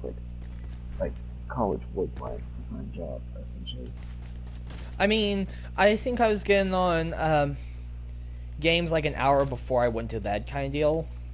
An hour or 2 hours before I went to bed. But other than that, I was supposed to be working on school. But I may have procrastinated and watch TikToks, watch YouTube, take a break here or there. So, I mean, technically, if I cut back on YouTube and TikTok, I might have enough time that I could actually, hold down and maintain a streaming channel that streams for several hours a day. Or maybe not a day, but several hours. Maybe aim for 12 hours a week to stream. Because especially starting off, that's a decent time. I think there was one person that I saw their advice for streamers on TikTok, and it was stream for 3-4 hours 3-ish days a week. Oh, jeez, that's a lot of time. It's like, that is a part-time job right there. I mean, technically, that is streaming in a nutshell. And some people actually make their living off of streaming. Which is true. Which is true. I'm not saying I could do that, but, I mean, at least for a side job kind of deal. Have my main job that pays the bills, but then have streaming as its own entity that maybe pays for vacations or something like that. Pay for fun things, not necessities.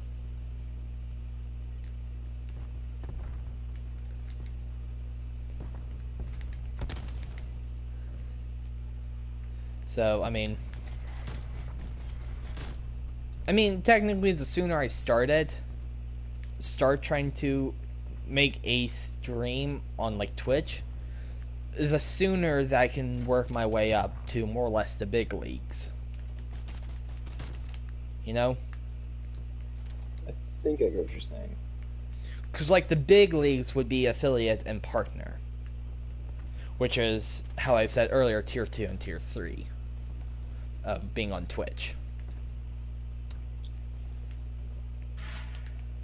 So, I mean, if I started, let's say I were to start now, right? If tomorrow were to stream, in theory, I could be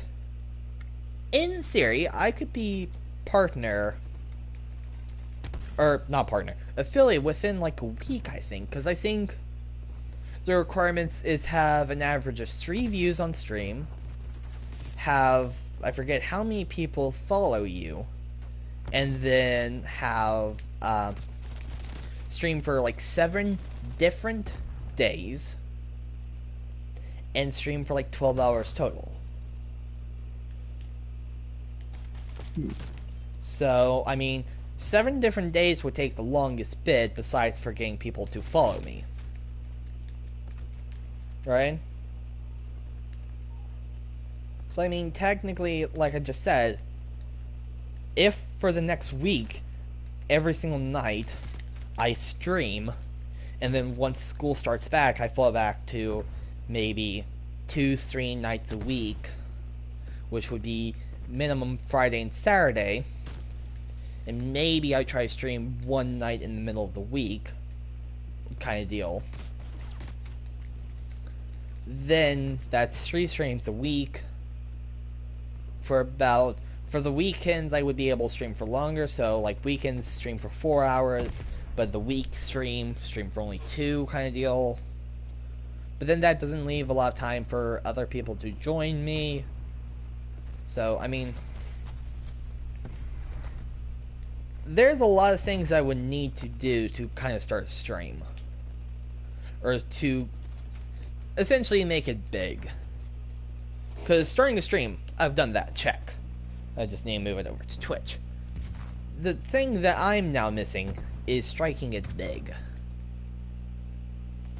And now that is not easy, to strike it big. You know? Although, in all honesty, I'm still extraordinarily confused. Oh, don't worry. I'm more or less confused too. Ish. I mean, I, to a degree, I know what I'm saying, but am I saying in the most perfect way? No. Can I make it a lot easier to comprehend? Yes.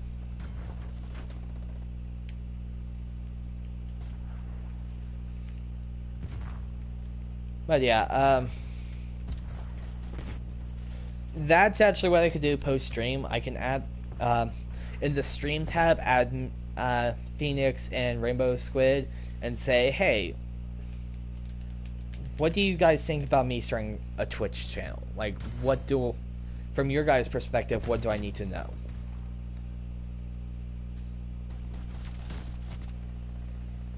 And I could ask them, because they are on the Twitch platform.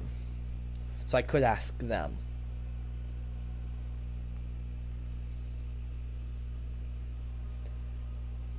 But, I mean, it's just a lot of different stuff, you know? Yeah. And also, I would want to make a different name for myself, because, most likely it could be a little bit easier to get people watch my channel if I had a different like name. Would you agree? I don't know. Maybe. You never know about these things. Because there's no telling what it would be like, necessarily. Like, you know. Well, I mean, a lot of, like, didn't Mr. Beast change his name from something? Mr. Beast 6000 was the original name. So, I mean, technically he has changed his name to a degree. Mr. Beast 6000, because he always did that song after that. It's hilarious. Mr. Beast 6000. Anyway, he put that. I'm a huge Mr. Beast fan. And Absolutely. I think someone else that I occasionally watch, haven't watched their streams, but Tio Games, I think.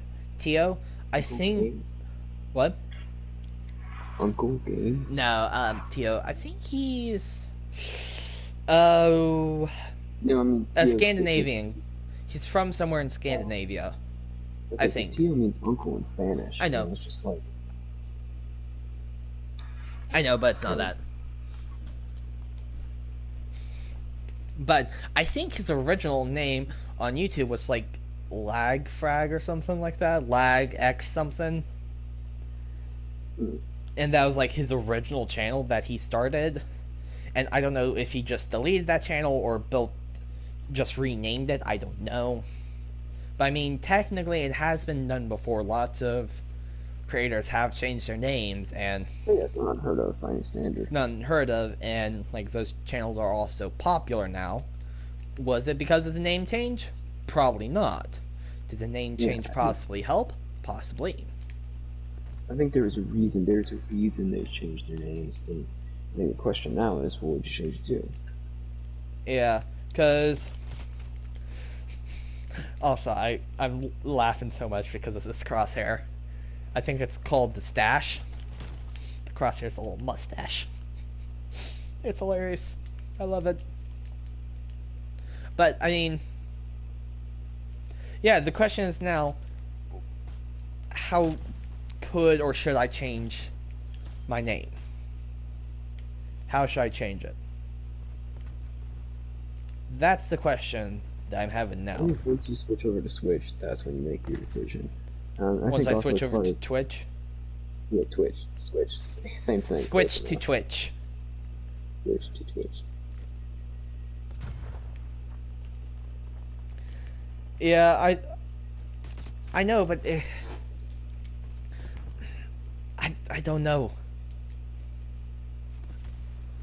And like, it's not easy necessarily to talk about, especially live on stream, just because I don't want someone to take my name before I can even settle it.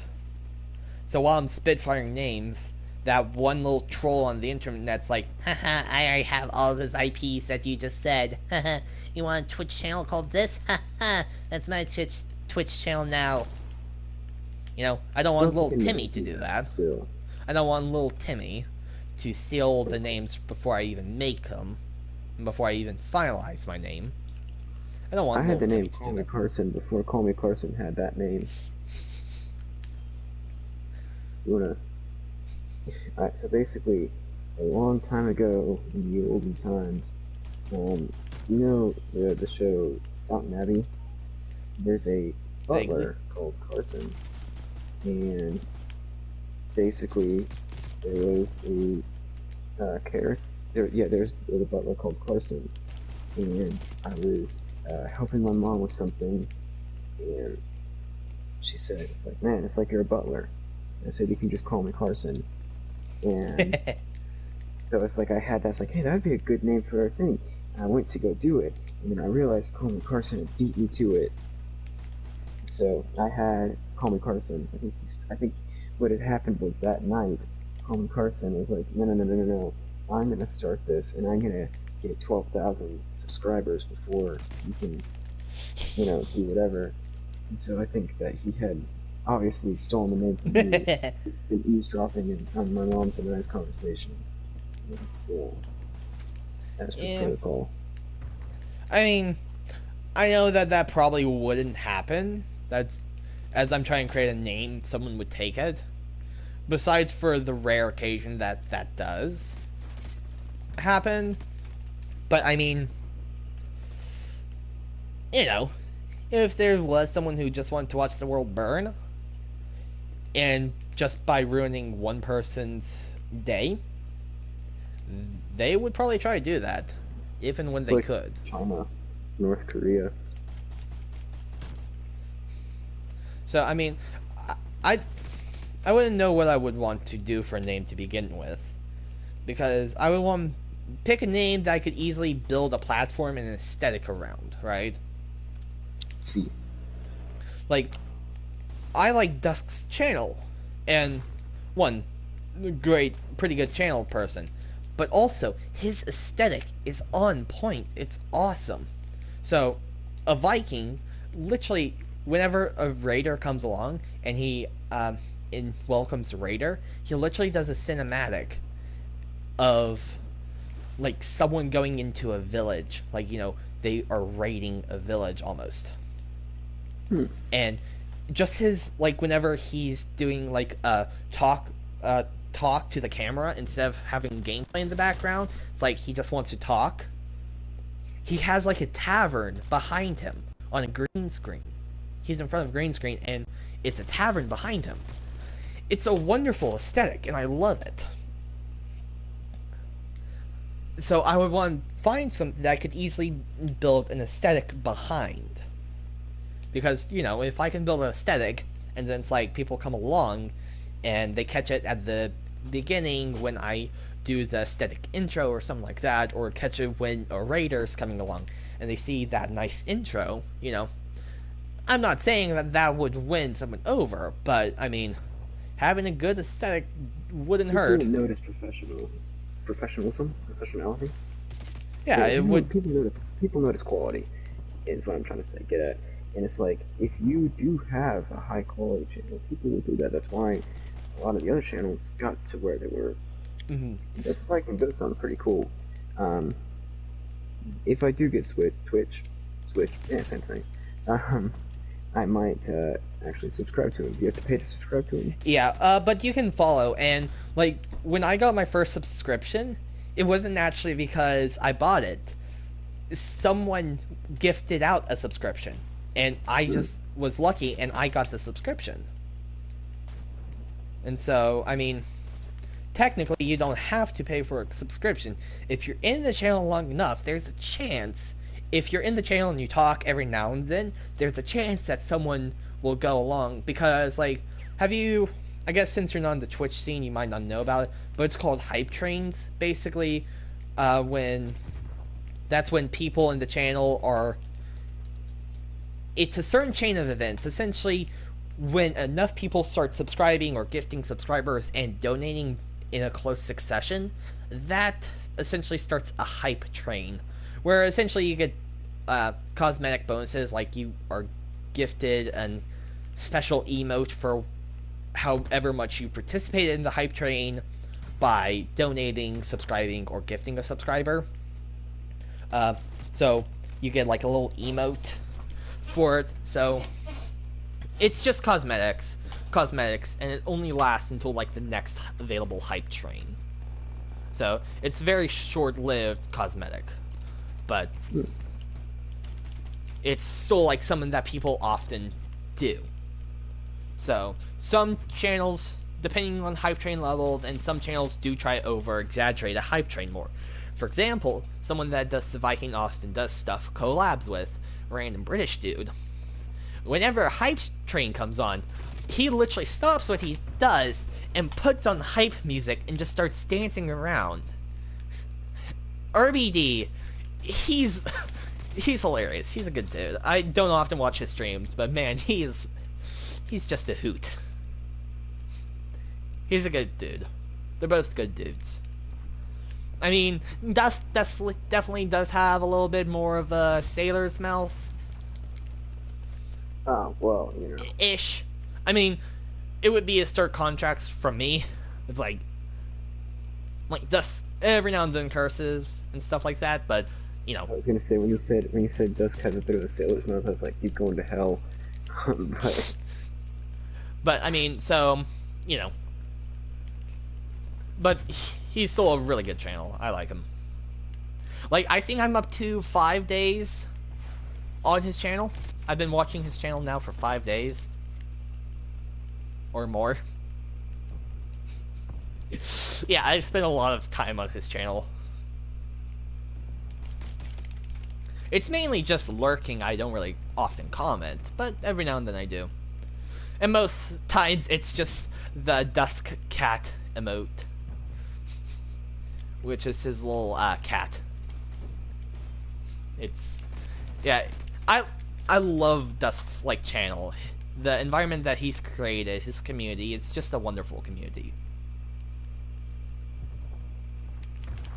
So now, we're going to stop streaming games and we're going to continue our 30-minute advertisement for Dust. Like, this is no longer a streaming platform.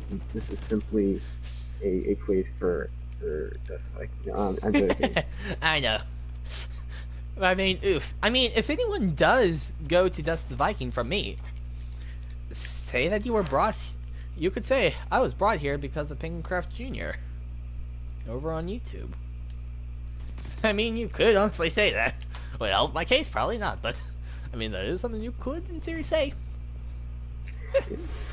If I go over there, I'll say it. I'll say, hey, yeah, my friend. You could just say, like, my friend has been constantly been talking about how great of a channel you have, and so I just want to stop and see all the hype. So what does he play? So he's blown up on Phasmophobia. So he's played a lot of Phasmophobia. When Cyberpunk 2077 came out, he did a lot of streams on that. I have the feeling that soon he might go do some Assassin's Creed Valhalla. He did that when it dropped, but then he decided to stop because he wasn't, people didn't want spoilers for the game, so he kind of set it aside. So he might pick that game back up, but he does a lot of Phasmophobia, and like he does a lot of like analysis. So like he no longer just does like find all three clues, figure out the ghost type, and bolt. No, he actually stops, only finds 2 clues, and then using behavior evidence, he narrows it down to what ghost type it is. And he does have a high accuracy rating with that, too.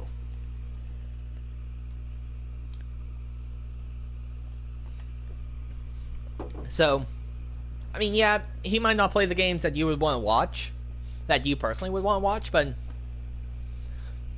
like, he still gets scared with Phasmo.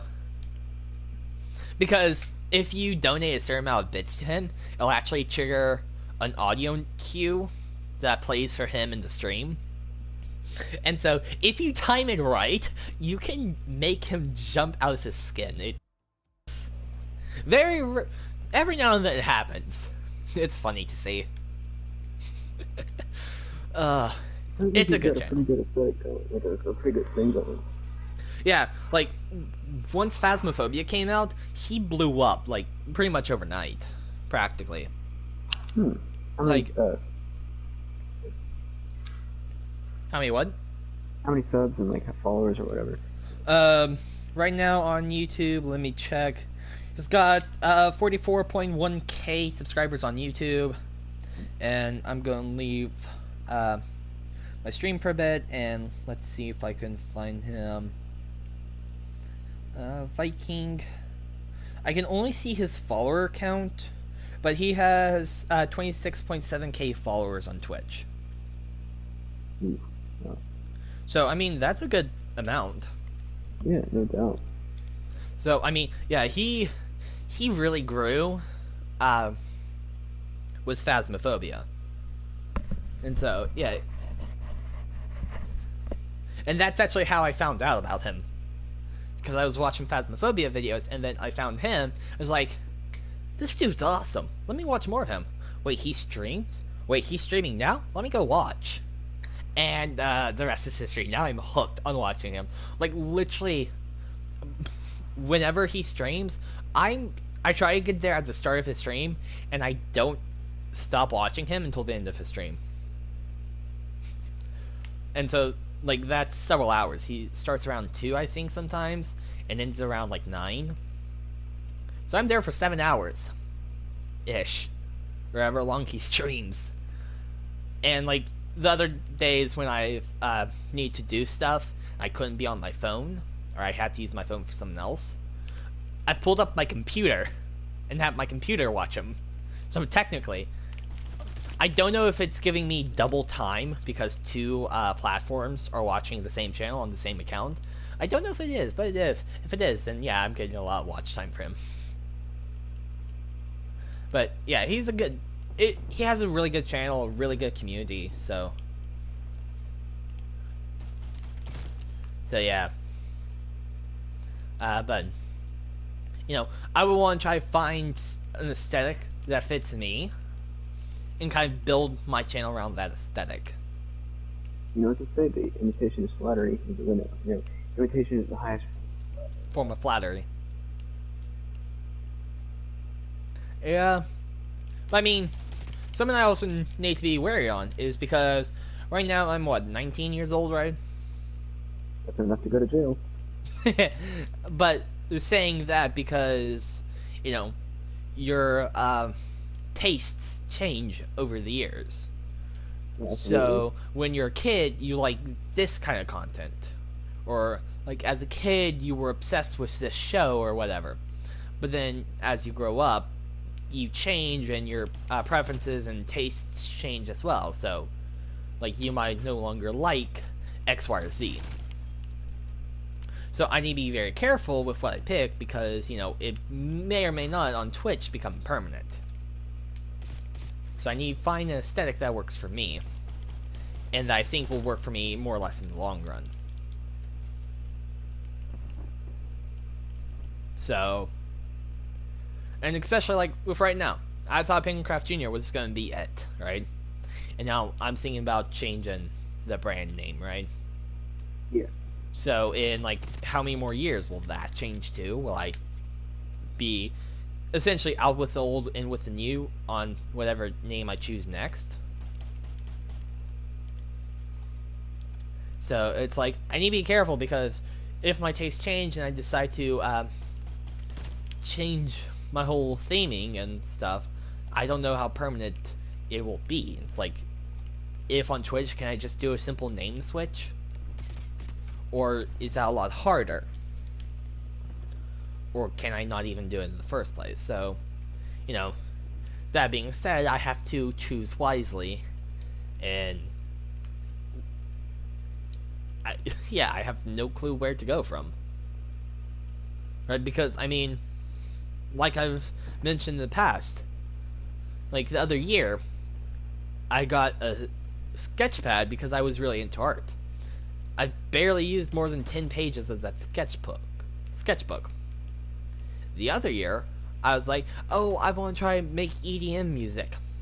I was literally probably about 2 days away from going to like Radio Shack or a music store and buying myself a keyboard. That was just a few days away. I was waiting for a deal, more or less. Oh man, you should have gone and got one. And the problem is, it would just collect dust because I'm no longer. Well, yeah, I think it would be cool to try to do that. I'm no longer like. It would have collected dust like it. Nah, it would have collected dust, and you know, keyboards aren't cheap, right? They're like several $100s. Oh, they're very expensive. So it's like several $100s for a fad that went away in a month. And I mean, maybe if I dig the keyboard and I started working on something, I would be like, oh wow, this is awesome. It's easy to do and I like it. And so I'm just going to do more of it. Maybe that would have happened. And I would have, you know, be doing that now along with YouTube. But, you know, or I could have just wasted a lot of money for something that would have only used once. Luckily, with the art sketchbook, I still occasionally use it, and every now and then inspiration hits and I do something with it. So it's not a complete waste, but you know, the question is, if I change my name on YouTube or build a whole new channel over on Twitch, how long until that name changes? Or how long until my desire to change names happen? Right? Yeah. So, it's something that I need to take a lot of time and think over. The problem is, I would also want to get feedback from people, you know, kind of people to support me in my idea to create a new channel name, or create a new brand. But the problem is, A, I'm lazy, B, I don't have many people like that I actually see often. I mean, like, people on Discord, yeah, I could do that, but, I mean, I haven't really had an opportunity to join a voice call with people and talk it over. Plus, like, having a voice call only for help making my something for me, that would be a bit selfish. So I wouldn't want to do that. More or Wait, less. what? We basically making the voice call was just about getting into it. True. But I mean, I don't know. It would I wouldn't call that selfish. I mean, it's just, if you're very upfront about it, inconsiderate you know, of others. I don't know. Like, I mean, it's like if you say, hey, that's the thing, and you do that in business all the time. It's like, hey, this call, this meeting is just for, because I need input on advice. It's like, I don't know, but yeah, I don't know. Yeah.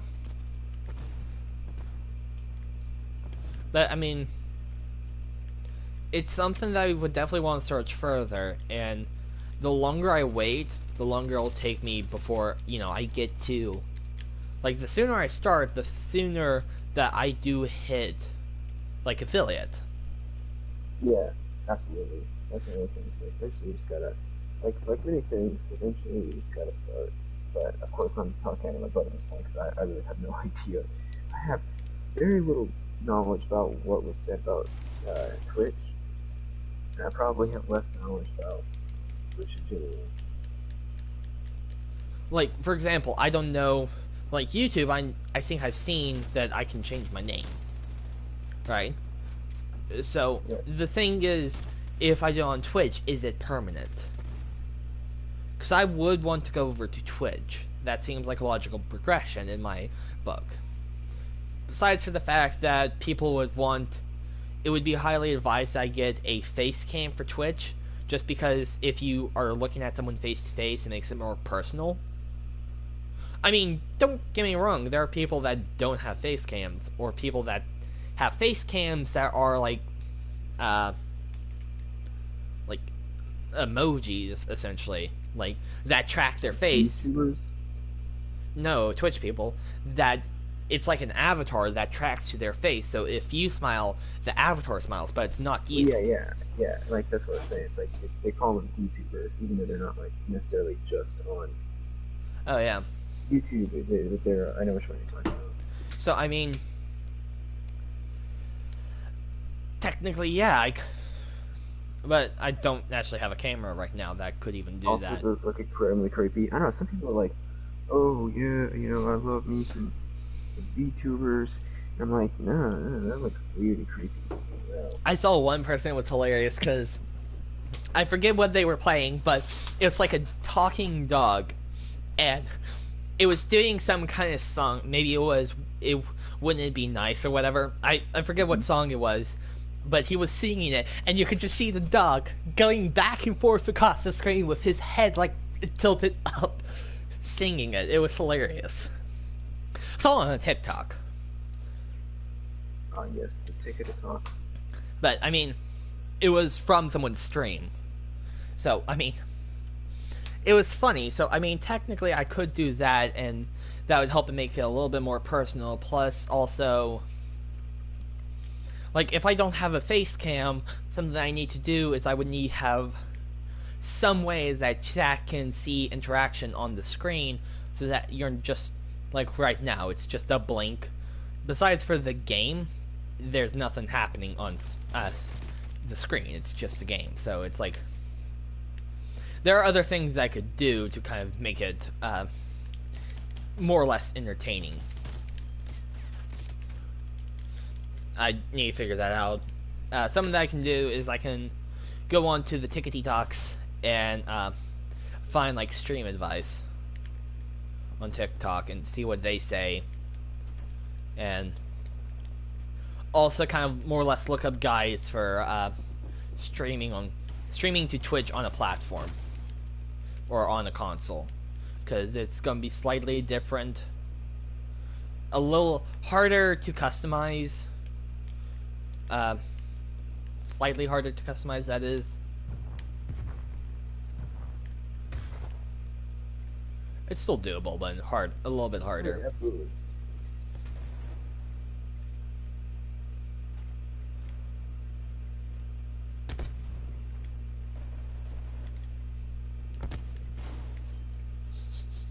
Just got a frag grenade from around the corner. Nice. But I mean, yeah, I need to figure out how I should take things. Um, You could just put a message on the Discord saying, "Oh, really, I guys." kind of already have. Well, yeah, but like, I don't know, and then basically saying no matter what comes back, I'm gonna make a choice. Like, I think, yeah, Because I want input from people because, creativity, it's not necessarily my strong suit, especially with coming up with a name. And plus, I want something that essentially will last me for a lifetime. A name that will last a lifetime that is both mature but also, a welcoming name. Something that's also would be easy to search. yeah, And like someone that would reflect like my channel essentially. And also how I can turn that into a theme. Like for example, I think a while back I was contemplating using like something knight in my name, so I can something have like, like a medieval aesthetic, and I could do like a medieval tavern or something like that. And yes, that is heavily Dusk inspired. Uh, but I mean, something that would also, because something that's also like a lovely aesthetic that I would, a tavern aesthetic that I saw before Dusk, is Hearthstone's Tavern. You know the game Hearthstone, right? I am very well aware of the. Well, I think so. Well, no, I'm aware of the name, and sort of. it's I'm a not, card game by Blizzard, oh yeah, kind of like Magic the Gathering and those kind of games. yeah. There was one specific like trailer video that they did a few years ago. I have it in my likes, and if I just dig deep enough into my likes, I'll figure out the exact name of it. But I love the aesthetic because it's like, one, it opens up in like a cold, dark forest with snow on the ground and everything. Which snow is one of my primary like aesthetics. I love snow. Uh, I like the cold and stuff like that. So I mean, but then afterwards, it teleports.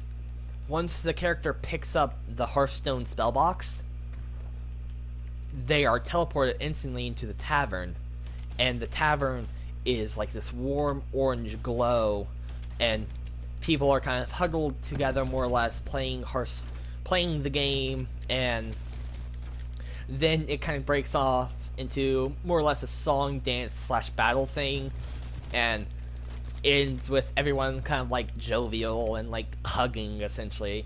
It was a really nice aesthetic, like a really warm, open environment.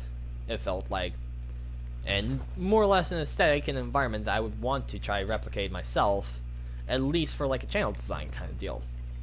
Yeah, absolutely.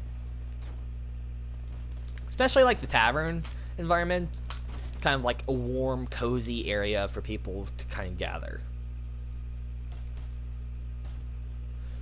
around like a hearth with music playing in the background and just a jolly old time.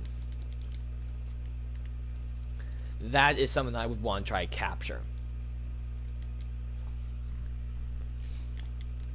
And so, I will find it, because like if I were to do that myself with this channel and this naming scheme, it would be a lot harder of a connection to do, I think, right? Because when you hear PenguinCraftJr, what are the first things that pop into your head? You. But then again, I also know you, so. Mm-hmm. So, like, channel-wise, like, what's the first thing that pops into your head when you hear Penguin? Arts and crafts. What's the first thing that pops into your head when you hear craft? The craft? is arts and crafts. Penguin is probably like video documentaries and striped penguins. So, And then finally, Junior. What pops into your head? uh, young thing or young children. And so, my point just proved that it's not. Now, when I say Dusk the Viking, what pops into your head? A really big beefy dude. That's Like a what I Viking. imagine. Yeah, like a Viking, like kind of like a Viking. It's Viking. So, yes.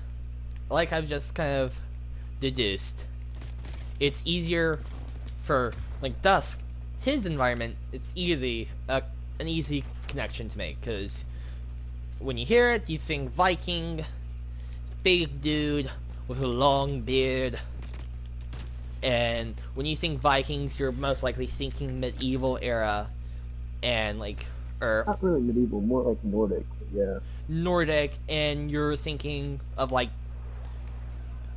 them raiding like a European town or like European stuff and like a tavern, right? Yeah. Well, less of So, a tavern, more of like a one of those we learned this in world history.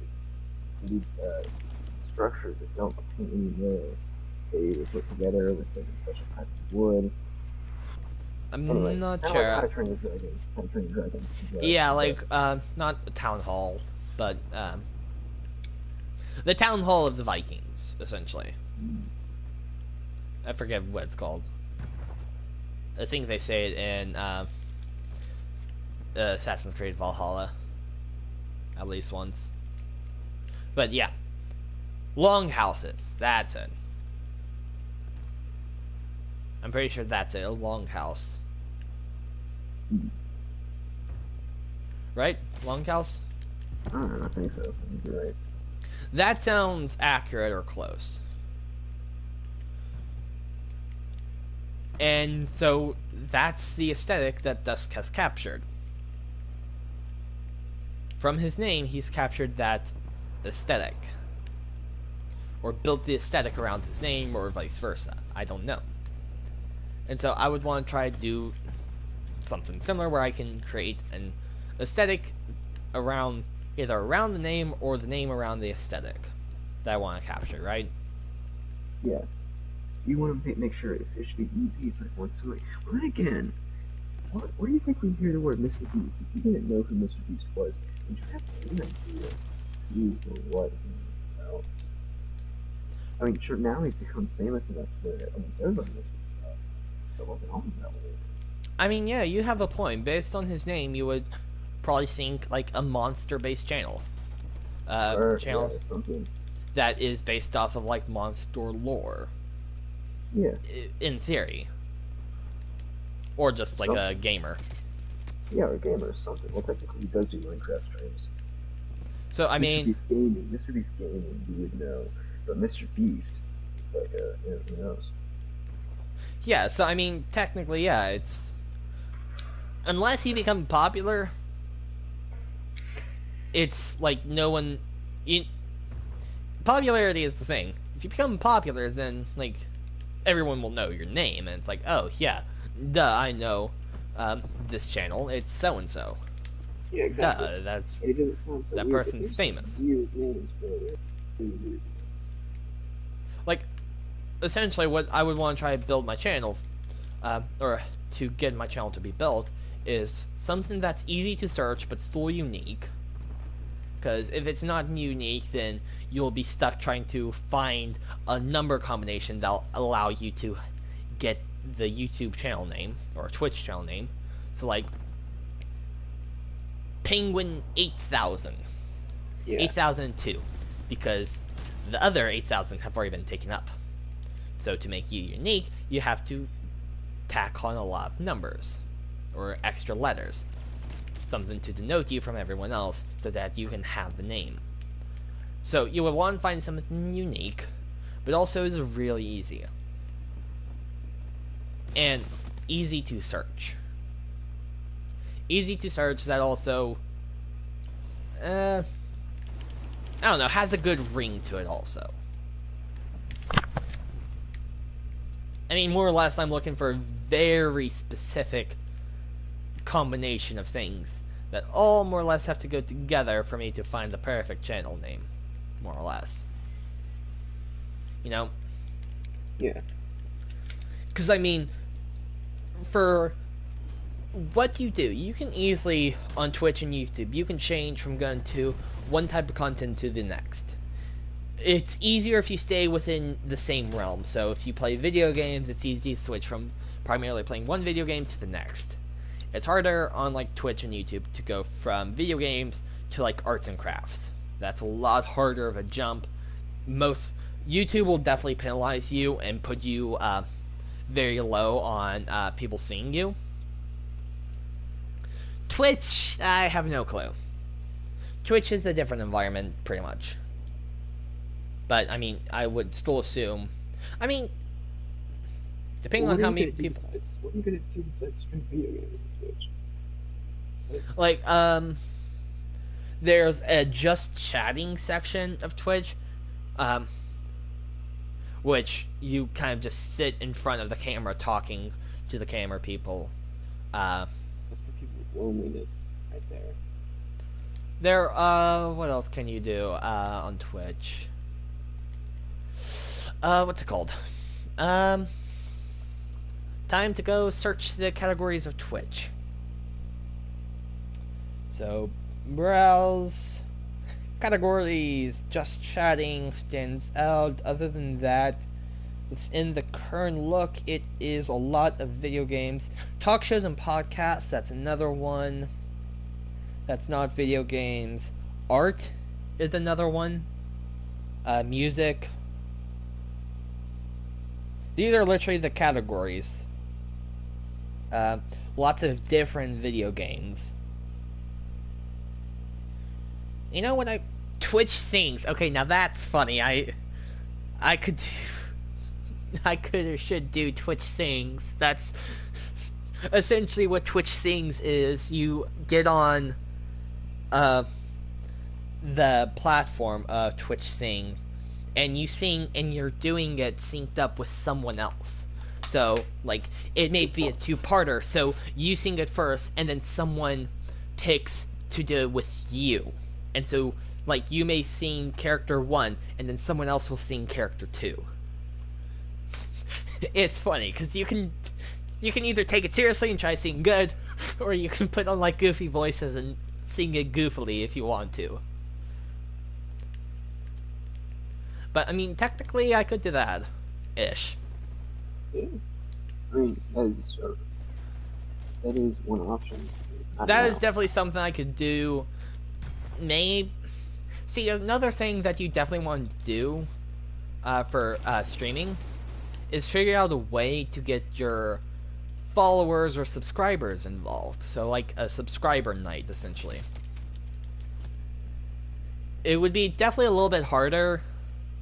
Like, a while back, Dusk did his subscriber nights on Twitch, but he said it felt like herding cattle. Where it's like, okay, I'm picking these 3 names to join me in a round of Phasmophobia. Okay, your round is up. Next round. Next 3 people to join me. So he said it felt like herding cattle to do it in Twitch. So now he has his subscriber nights, I think only on Saturday nights now. It's an 18+ event.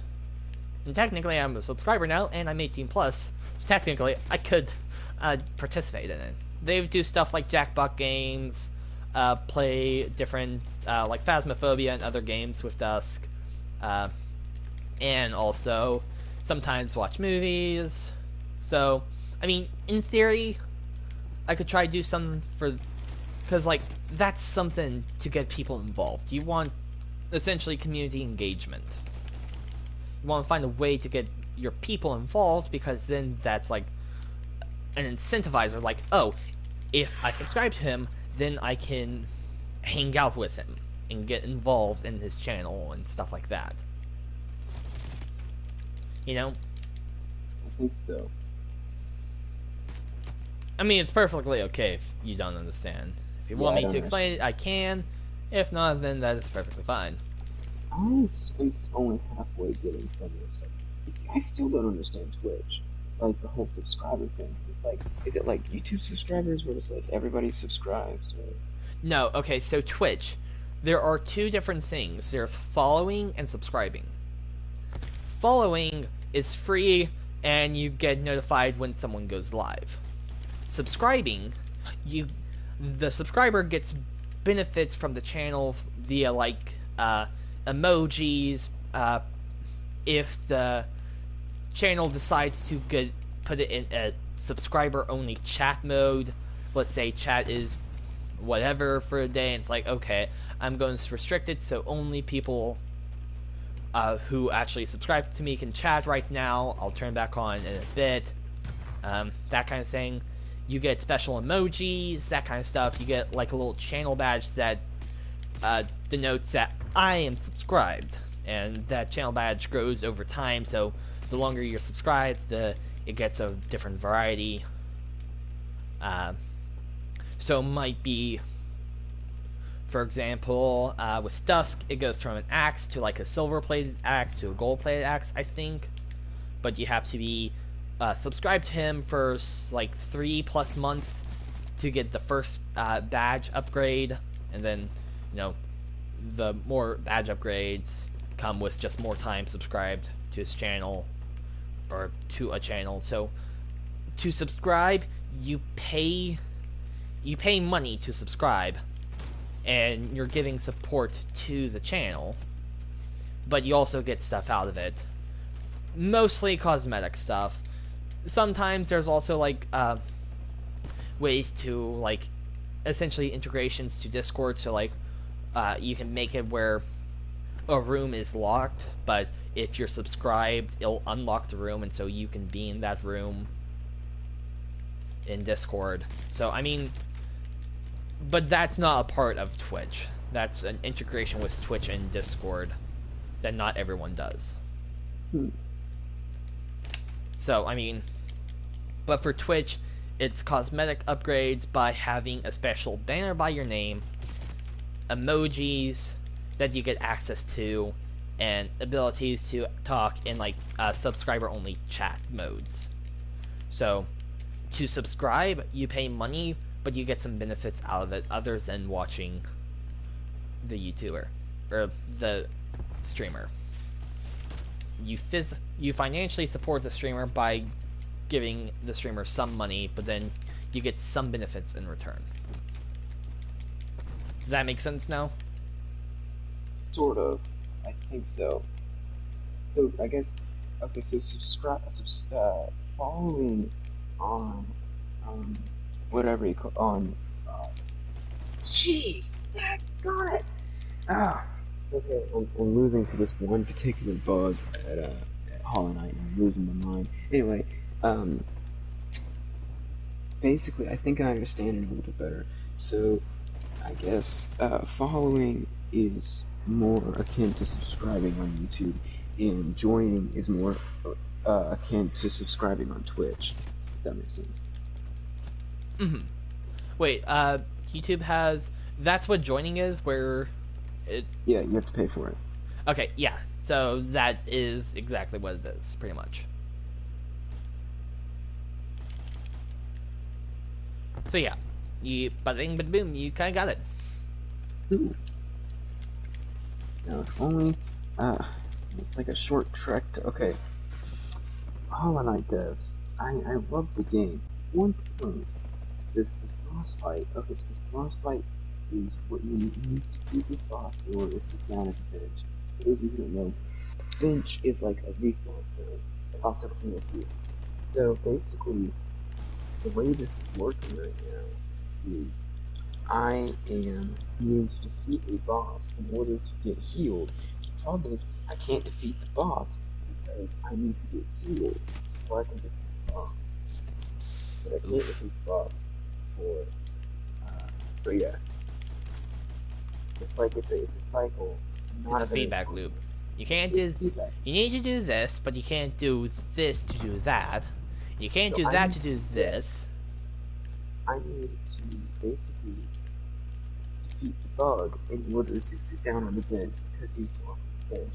But in order to sit down on the bench, I need to defeat the bug. And it's like, okay, don't make the boss fights block the bench because if you make them block the bench, then I can't queue up. And it's like, especially don't make them super, super far away because now I have to go through all these other mini bug battles and I end up getting super, super weak because I'll get hit by something. You see, look, I'm down to 3 hearts already, or 4 hearts already, and I haven't even gotten to the boss because I'm having to go through all these little mini bug battles and all these little obstacle courses. And so it's like, by the time I get to the boss, I'm already like halfway dead. It's like I don't have time to heal or do anything else. It's like if I was fighting the bug at full strength, yeah, maybe I think I could do it pretty easily. But I'm not fighting at full strength. I'm fighting at half strength because I'm going through all these mini bug battles. Anyway, all to Yeah, say, that seems rough. this is my one complaint. Um, The about the, only things that I see, the so here's what I'm thinking the game wants you to do, and what the devs are doing. It might have introduced a mechanic or something like that, and wants you to perfect the mechanic. By perfecting the mechanic, you won't lose as much or any health to those mini bug battles, and so you will come into the boss fight with either full strength, full health, or slightly under health, which would be less than currently. Also, I just got a trophy called Going the Distance. I don't know what that is. But so that's what I'm thinking is happening.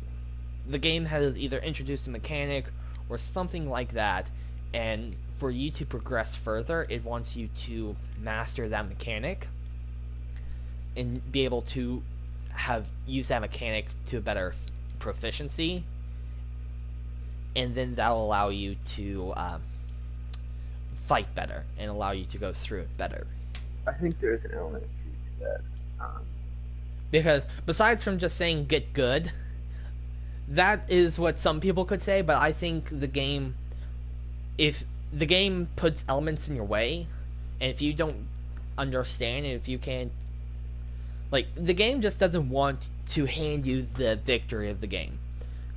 Because if so, there would be no boss battles, and it would just be a straight linear game. You walk on one straight line, and bada bing, bada boom, you're at the end of the game. So the game wants to put challenges. But instead of having the challenges be straight walls, that's like you have to throw yourself at it, and eventually, by sheer luck, you do it.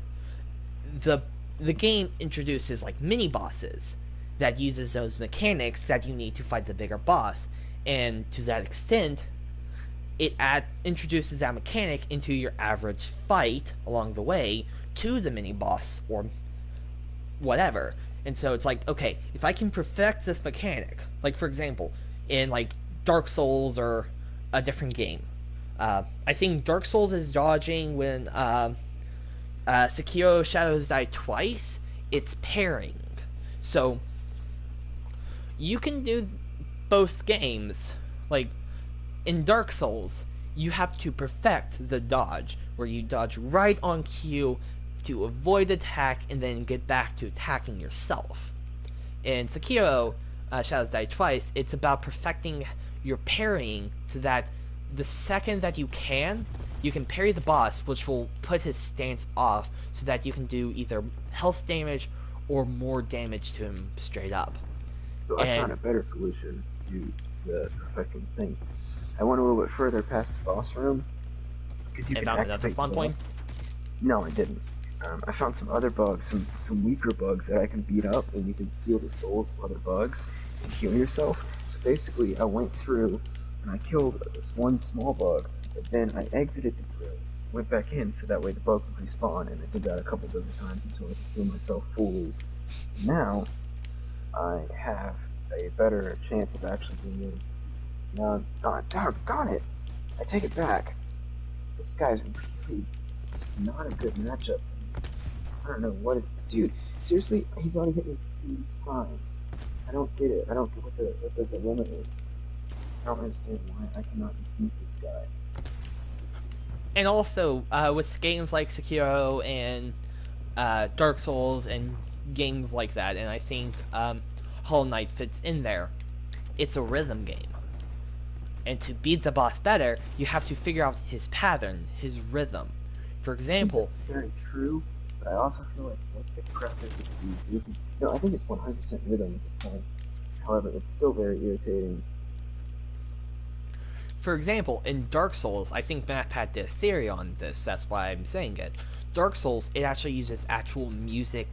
Uh, like if you listen to the boss music and you follow like the music notes and like the timing that the music provides, it'll allow you, especially with the Dancer of the Boreal Valley, I think is the exact boss that MatPat uses and says for this. It's the Dancer of the Boreal Valley, and its rhythm is the hardest to master, but it's also set up with a lot of different half notes and like silent notes that you don't hear but keep the rhythm. So it's harder to do. So, I mean, it could be music based. Like, listen to the music of the game and see if the beat and tone of the music changes before the bug does a certain attack. What I ended up doing, I actually ended up basically just casting a couple different spells. I'm trying to think of it now, which also works. But yes, I ended up taking it down. I did finally figure out the rhythm, but it was hard. I think what really changed is the fact that I was able to go in there with full health. So see, And that, my rankless knowledge helped you out. well, I think it was also just the fact Or, that I no, it wasn't rankless. It was knowledgeless rant. That's what it was. knowledgeless brain. That's more accurate. Because, well, in reality, I feel Oof. like the majority of it was just the fact that I was able to finally get full health, which before I was not able to do, which was very irritating. Yeah, I think that also helps.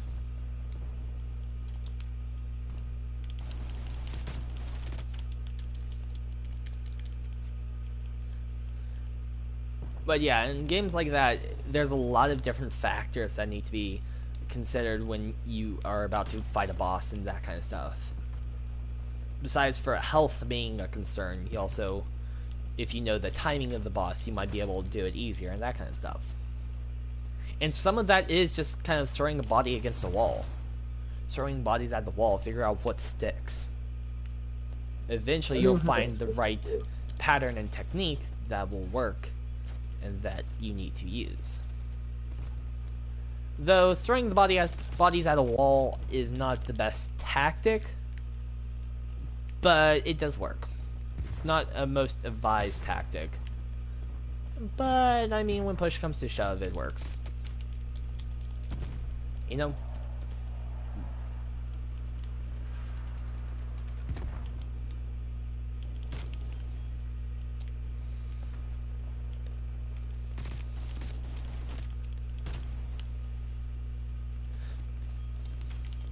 But yeah. See, I can give knowledge about a game I don't know that I've never played. Oh, you can always give knowledge. You can always give your advice on things that you don't know anything about. Whether or not it's good advice varies. Like me, I'm all to this really crappy advice. Me. My advice in a nutshell. I don't know what I'm talking about, but this should work. I don't know what I'm talking about, but this should do something at least. Dang it! They're gonna. There's these things that are bug crushers, and they crush bugs. And I'm having trouble getting past. They did introduce a new mechanic. No, it's really, it really. This one's just really, but it was ridiculously hard to get to. Oof.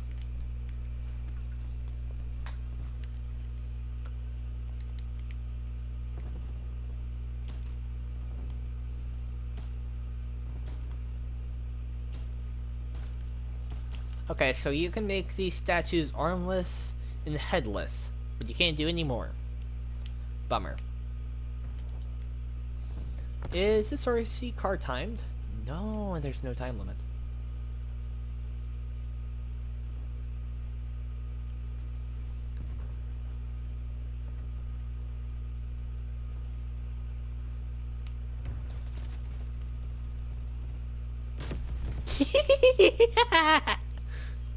I just got a double kaboom.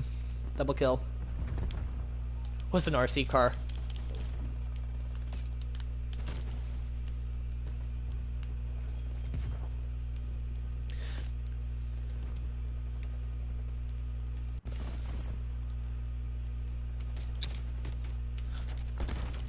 You know what I should probably do or have done already? I probably should have asked Phoenix and Rainbow Squid what their advice would be for Twitch. Yeah. Because I'm probably not going to get it until tomorrow now. Oh no, because it's super late now. And who knows if I'll actually get it. They might not give it to me. Or they may be like, the other one will answer it. Well, yeah, that's probably true. I think. Because it's the... It could be playing into the bystander principle. You know. Have you ever heard of that? I think so. It's where, like, oh, someone else will help this person. Like, oh, someone's drowning. I could help him, but someone else might help him instead. And no one helps the drowning man in the end. Because they all think, oh, someone else will help. Someone else will help. I think that is essentially the bystander principle. So, like, or, like, the principle, like, you know, taking, like, everyone might take on, like, know that this is wrong, but it's like the, it's not affecting me principle. Until it affects them. I think. I might have just muddied the waters there. Well, what? Is that apathy or ignorance? Because, well, I don't really know, and I don't really care. I love the difference between ignorance and apathy. I don't know, and I don't care.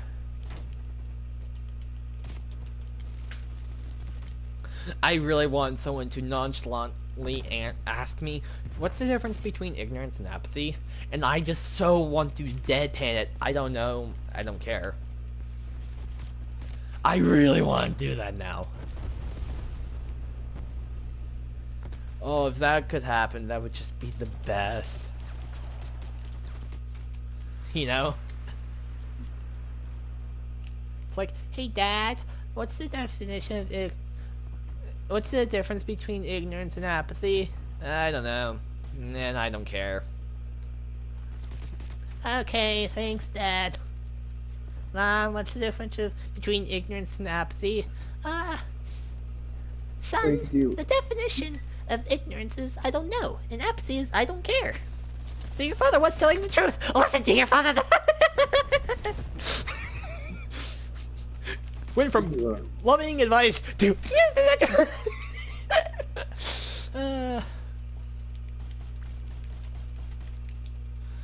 See, I think I got my second wind now. Second wind crazy. Yeah, more or less. Wait, have I ever stopped my first wind of craziness? You know, if crazy equals genius. It... Yep, Panic at the Disco reference, right? Yes, very good. I've listened to that 1 or 2 times. I haven't listened to it recently, though. Yeah.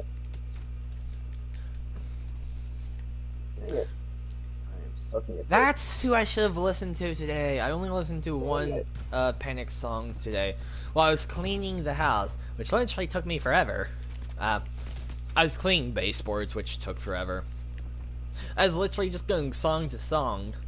I started at the score, then went to Fall Out Boy, briefly into 3 Days Grace, then briefly into Eminem, then I finished up at Enough.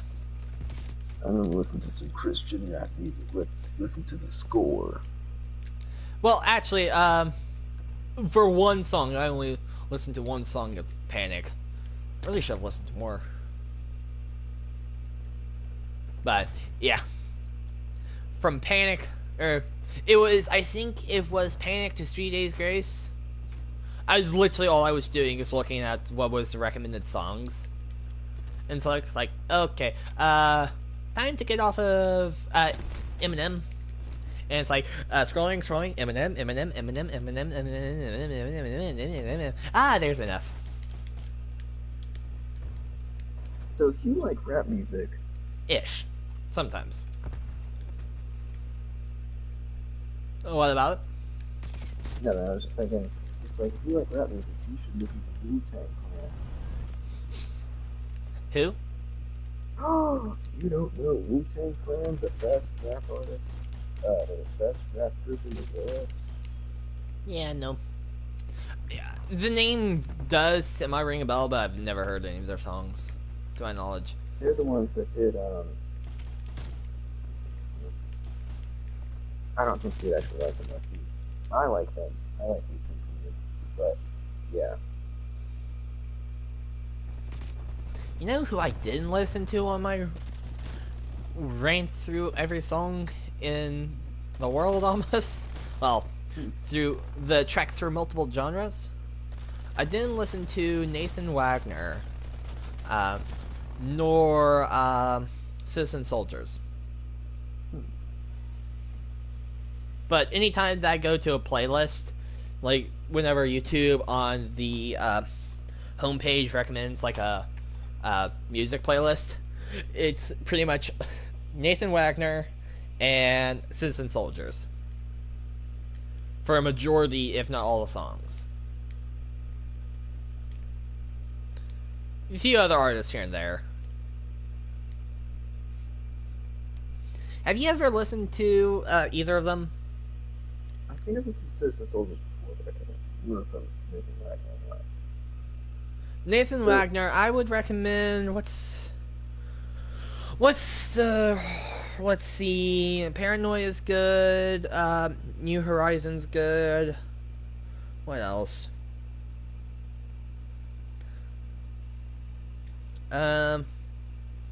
Ghost is also good.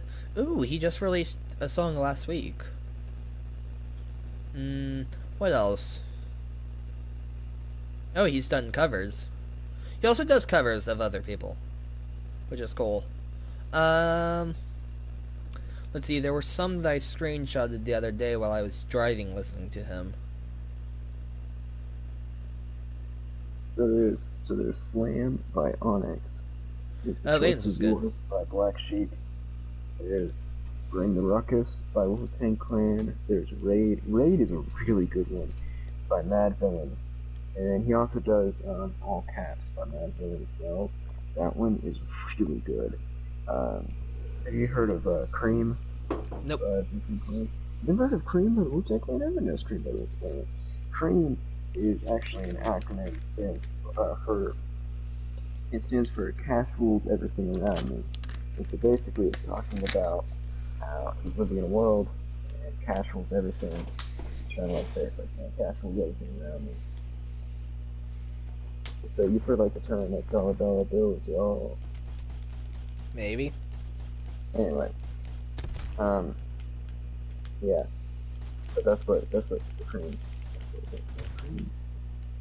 Cash rules everything around me.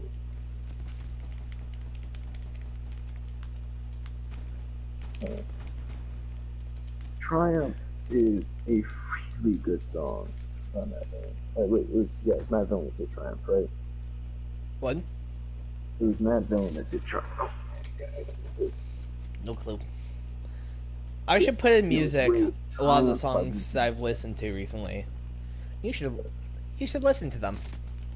Triumph by Wu-Tang Clan is one that not one of my favorite Wu-Tang Clan albums, but Raid by Mad Villain. Raid by Mad Villain and All Caps by Mad Villain are fantastic songs.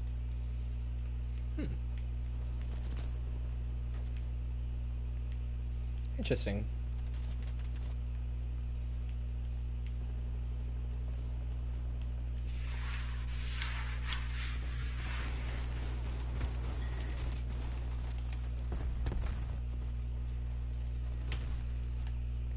I could give you a lot of good songs I've been listening to recently. They might not be your style, but they're pretty I good.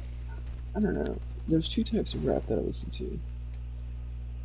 There's um there's like good sort of easygoing rap, and then there's rap that I listen to kind of blow off some steam. There's just kind of detox for a bit. I mean, Well, actually, I probably wouldn't recommend that many rap. It would most be. I think Citizen Soldier is like more metal. They're Citizen Soldier is not metal. up, Citizen alt Soldier is pop. many things, but metal's not one of them. What is it again? Citizen Soldier is not metal. Yeah, how would you classify them? I would probably classify them into like sort of rock almost. I don't Oh, know, it's metal, pretty- not yeah, rock, not metal. Metal is like something that Jordan Mitchell listens to. Jordan Mitchell, he has some pretty good stuff. Yeah, like Even Metallica. Yeah, none of my stuff would be metal necessarily. So female Jordan once played played me a YouTube video of all Metallica songs put into one, and I think I listened to them either with a single earbud or both, or like over the head headphones or something like that, close to max volume. It was, Oh wow. let's just say, listening to all of them at once was like, ah, it was hilarious. It was hilarious. Listening, if you listen to any like a video of all things at once kind of deal from like any artist, it sounds like madness. I love it. I hope this is an enemy crate, not an ally. Oh well, it's mine now.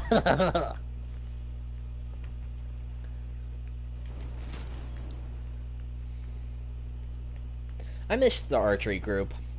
Yeah, I don't think it was stuff. Yeah. Same here.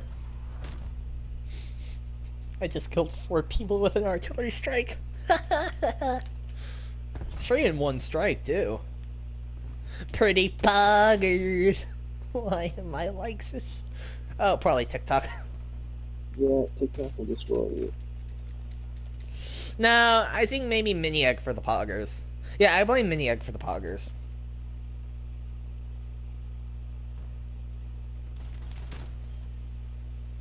Wouldn't you agree?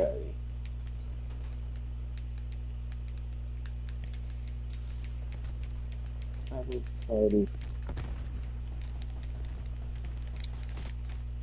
Why society? Yeah, there's no point to go around for everybody, really. True, I think.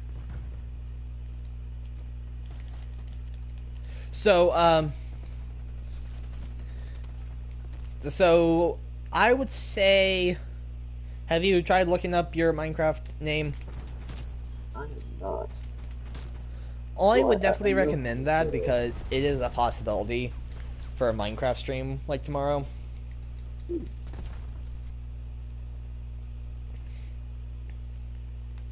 So, and you know, I can say, like, you know, if you don't have your username or your account name, I can say, hey, I think you should add Walker to your realm if, you know, I don't have your name.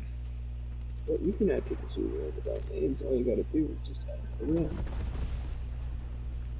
Exactly. You need the name to add to the realm.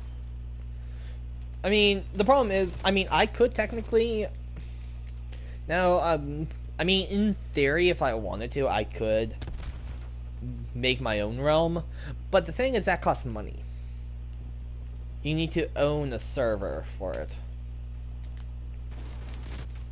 And it's... I don't know how much it is, like, per month, whatever. So, like... But yeah. I mean, in theory, I could just create my own realm and add people into it. I mean, another thing that I could, in theory, do is convince the realm owner to be like, what if you were to create, like, restart the realm now, and you, me, and Phoenix all start a stream at the same time in a refreshed realm. And like we make it this big old event on X day. On X day we start playing around this time, and the streams can peter off as they see fit. And like try to get essentially have it where our three streams are more or less together ish. Because, you know, if I think that would help like each of our channels in some respect. Like having collabs I think does help channels grow. But I think what helps channels grow the most is the streamer's more or less relationship with the chat. Yeah, absolutely. So like if I have a lot of people in chat and I'm not reading their comments, I'm just talking with the people I'm with, that with some people that can work, but most people probably wouldn't stay for too long because it's like I'm just talking with other people in chat and not talking with the streamer himself or herself, themselves. You know? Yeah. But if you are like very personal with your chat, and like when someone comments, you read their comment more or less, and it gets a little bit more muddy when your chat's like several hundred people big.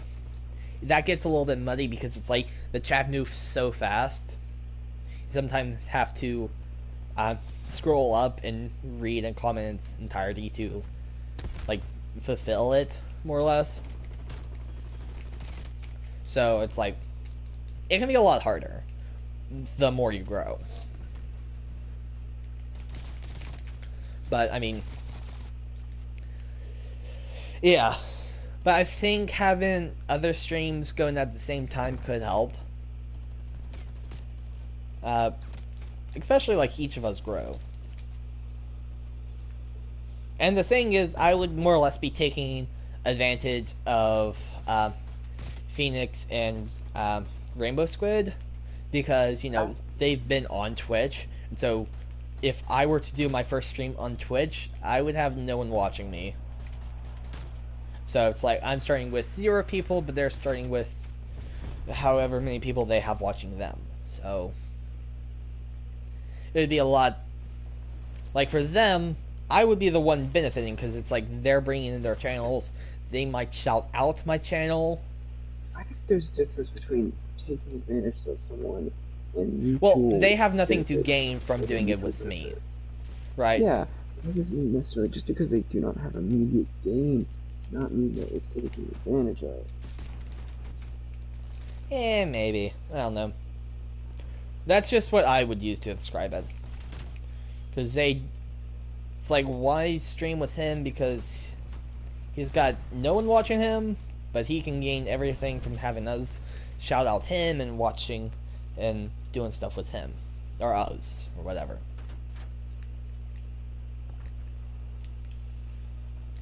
So, I mean, I could bring that up to Skittles and Phoenix saying, hey, what if you guys restart the realm?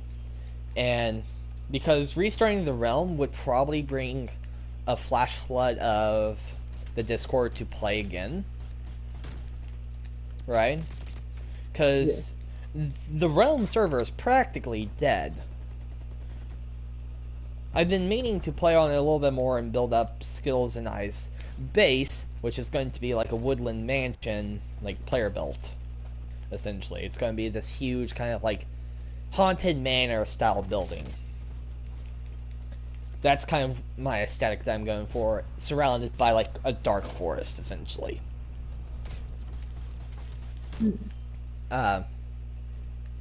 But yeah, so I mean, that is a thing. I mean, I could say, hey, what if, like, either we do a boss battle and kill the Ender Dragon, or we restart the realm and we stream it.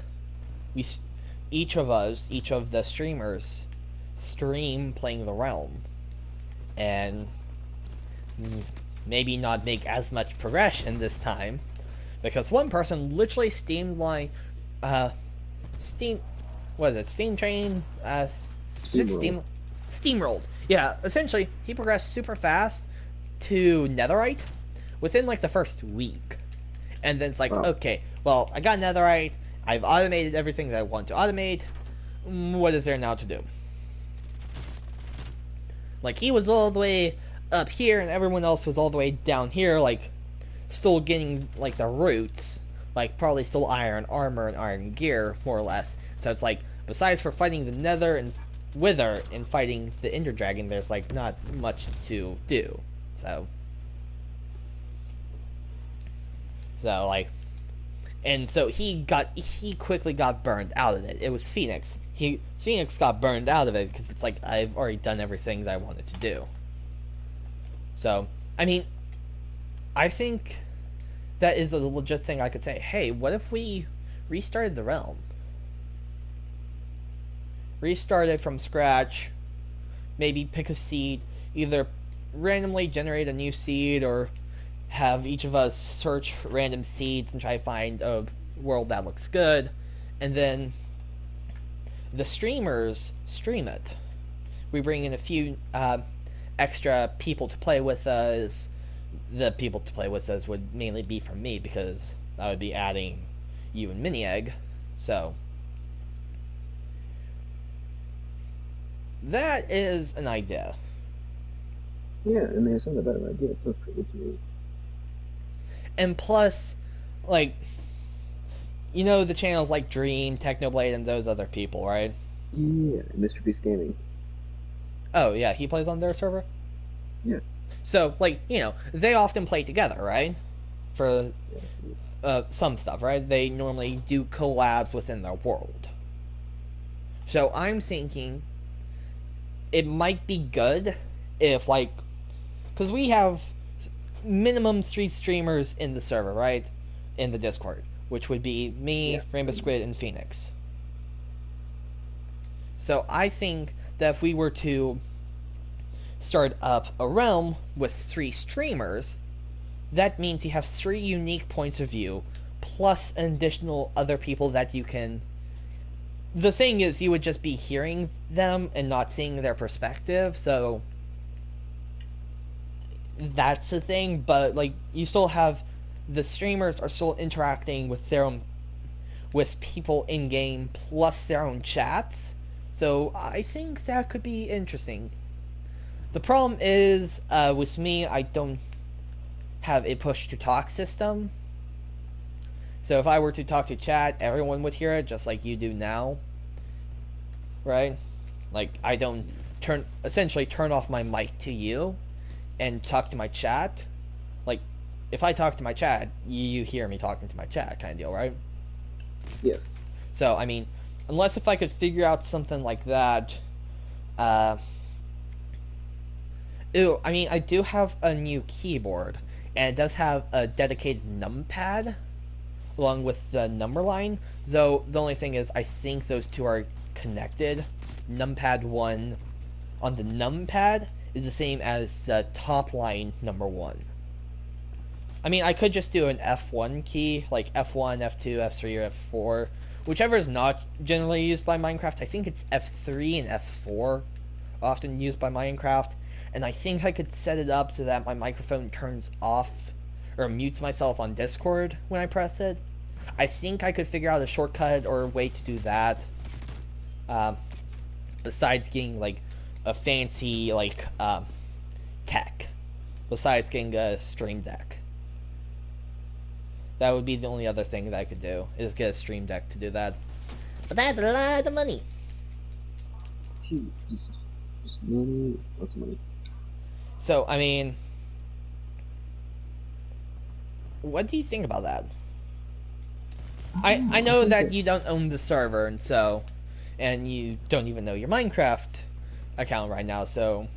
So I like playing Minecraft, like a lot.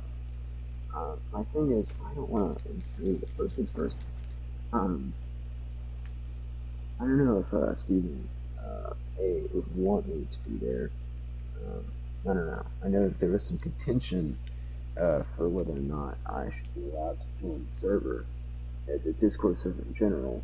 Um, but I think there was only one person in contention with it, and like the archery squad would be for you. Like all the archery squad has your back. So Mini Egg, Skittles, female Jordan, male Jordan, Sparrow, me, and a lot of people would have your back. So if it was only one person with contention, like I don't really want him, as long as he's not the realm owner, which I don't think he is. Yeah, I'm pretty sure he's not a realm owner. So like, it's not his realm. It's Rainbow Squid's realm. As long as Rainbow Squid doesn't have like an issue with that, then you'll be let in. Especially if like I'll vouch for you, and I'd like to say that all the other archery people would also vouch for you, but they should. The archery people should have all the archery people's back, right? You would think so? I think so. Yeah, I don't know if anybody in the team that would be. So, Not. I mean, you know, if like I'm saying, yeah, you should join, and then like we can get, if other people start joining, like, yeah, you should join too. If we get other people to do that, and it's only one person and they don't own the realm, then that one person's outnumbered by like 4-1 minimum, right? Yeah. So, But it still is also like sort of. I mean, let's not have that contention. Like, well, I mean, one is if there's only one person in my head that would probably be like, I don't want him in the server, not the realm owner. It's only one person that I can think of, and the thing is, like, you and me, and maybe a few other people who want to, like Mini Egg and Skittles, we could literally go to the opposite side of the earth and essentially have very little interaction and messing with him. We can do our own little thing as our own little squad. We take a mass exodus to the nether, find a good place to set up base, and then bada bing, bada boom, we're far away. We don't have to be connected with anyone else. And same thing with anyone, like, as long as you make an agreement, like, okay, we won't grief each other and, like, do serious damage. So we won't blow up each other's base.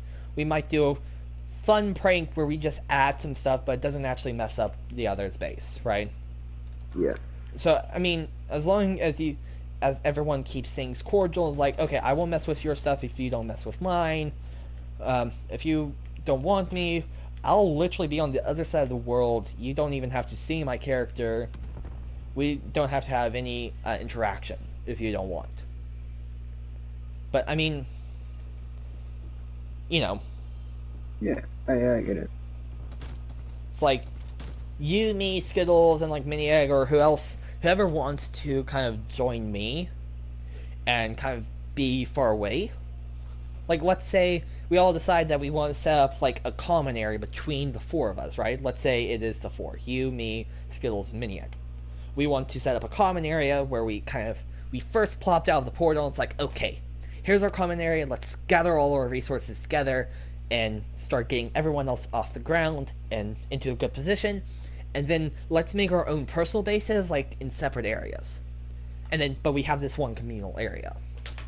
Like the server would have its own communal area, but then us personally, we would have our own separate communal area from the server. You know? I think I what you're saying. Yeah. So,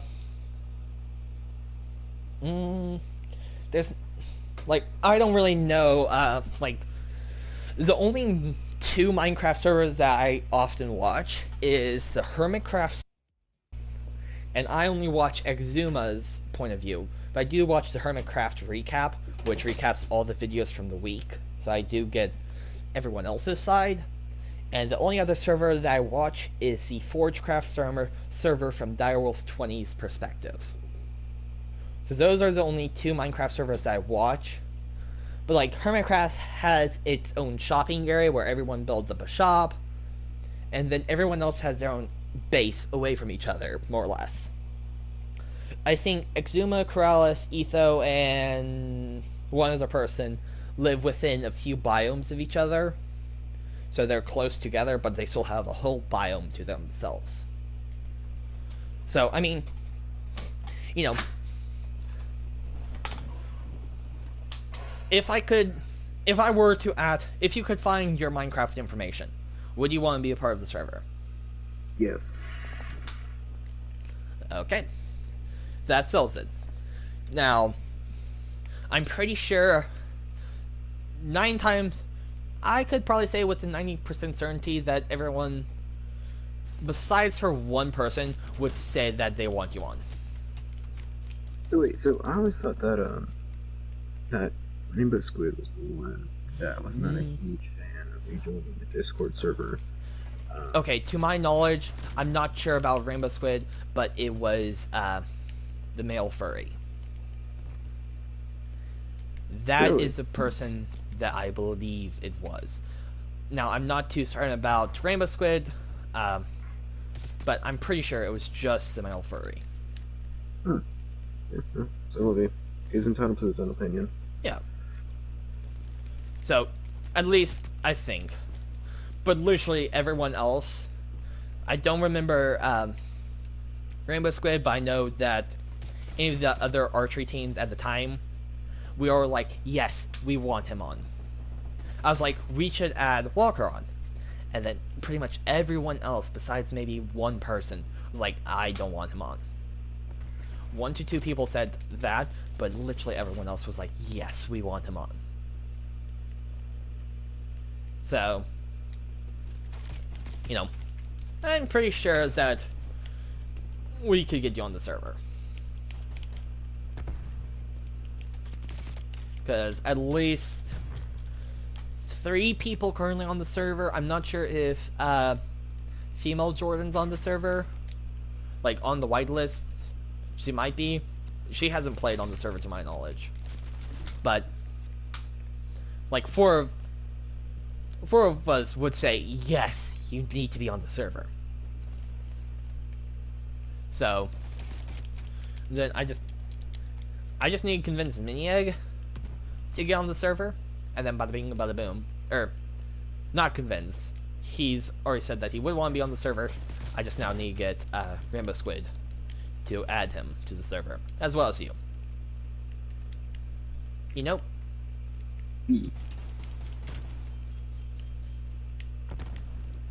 So, yeah. I'm saying that there's, I'd say 99% chance that, you know, if you can find your Minecraft name, you'll be on the server. I'm pretty good at it. It's just I gotta go and look it up. You should. The only thing is, I don't know if I could convince Rainbow Squid to restart the server. Yeah, that one's gonna be a stretch probably. That's gonna be a stretch, but I mean, he's put a lot of effort into it. Yeah. But I mean, here's the thing: the server's dead. Barely anyone plays on the server regularly anymore. The other day, someone... Have I told you this? Have I told you that I built stone guardians around the world in their server? I did not. No, I mean, Okay. Did not. So all I did is... So my base is like 2,000 blocks away in the nether, and it's not that safe of a journey. At least right now, I want to make it more safe and easier, but so it's not that safe. And a while back when I was playing regularly with like Skittles, I died and it didn't respawn me on my bed. It respawned me back at spawn, and so I just went into a death loop. Luckily, keep inventory was on, but I went into a death loop trying to get back to my base on literally the opposite side of the server. And so then I kind of just stopped playing. And then when I last got on, I decided, you know what, let me make some stone guardians just around the map, which were literally just like about 27-ish pieces of cobblestone, 2 stone walls, and a couple wooden fences, and a torch, just like stone guardians. And I placed 4 of them at spawn, near people's bases, not on their base, but near it. And then I took 2 portals, one that went to my old base, before I decided that I wanted to be way further away from people. And I built one there overlooking my old base, which I was tempted to get back going up because it wasn't a bad location. Just a little bit too close to the nether for my liking. And then there was another portal that I hopped out of, and it was someone else's base, and that's the one that you can see in Discord. It's like, who, I don't know if they said who built this, or like there's now a stone warrior going to fight my dragon, because his base was a dragon inside of the hill. And so yeah, that was the last time that I got on.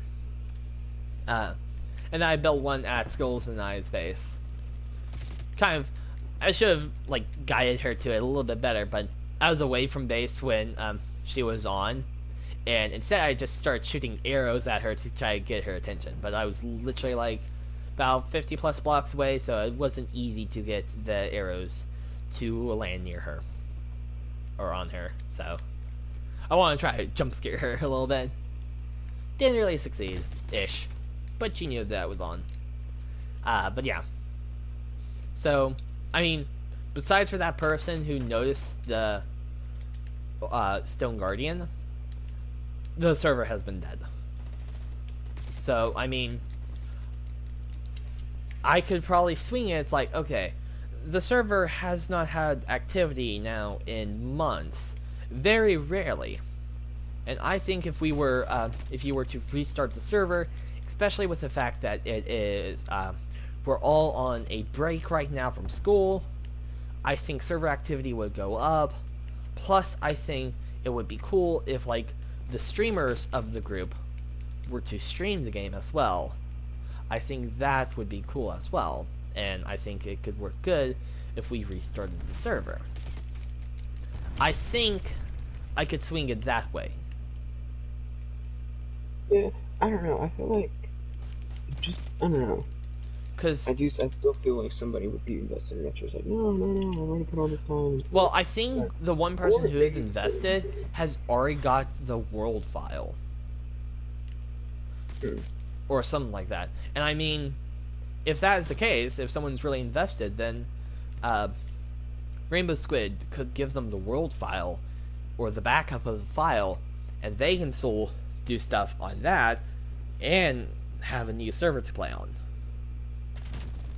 The only other option is either get on a different server entirely that has thousands of people, or for me to make a server. Either make a server or make a realm, but that costs money to do. And to make a server costs hardware that I don't have, and to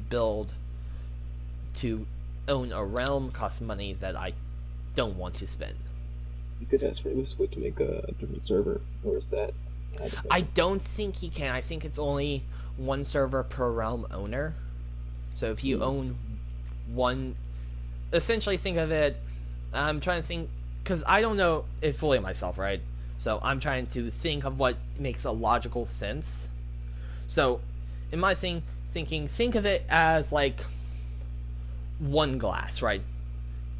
Besides for pouring multiple drinks into one glass, you still have the one glass. To get another glass, you have to spend more money to get a second glass, to have two different drinks. I guess the better analogy would be like a single computer or a single PlayStation. It's like you can only play one game on it at a time. You want to play 2 games at a time.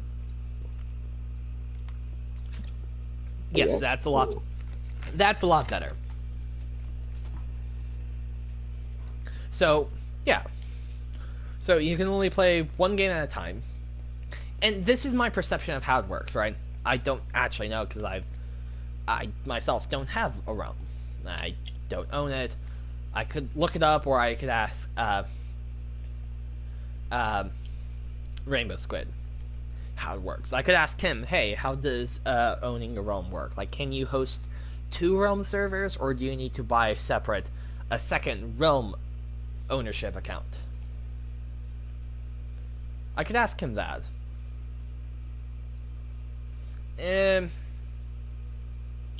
Or I could do my own research into it.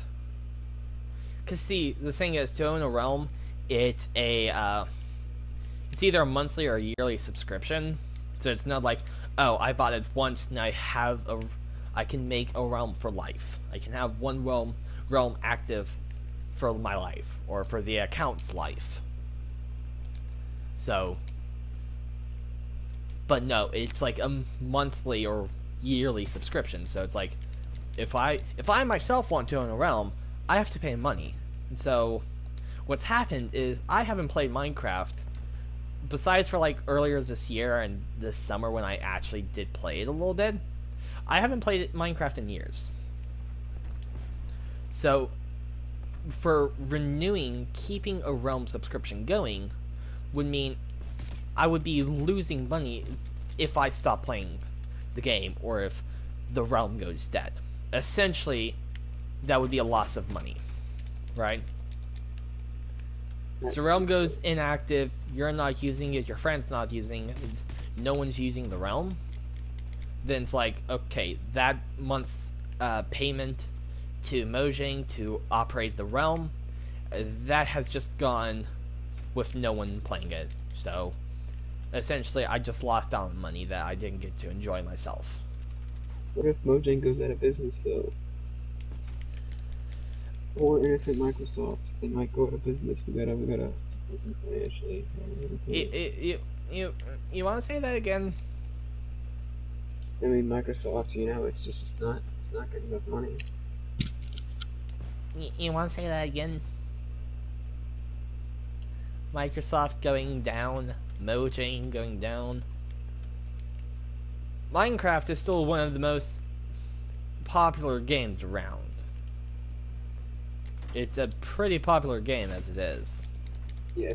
You see that thing where it showed us said Among Us, that's his rated best free game in the App Store. It said Minecraft rated best paid game on the App Store, and it said Perfectly balanced as all things should be. As all things should be.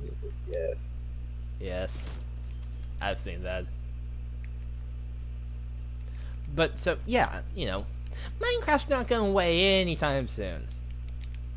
Or ever. As far as you know. I'm 99% certain.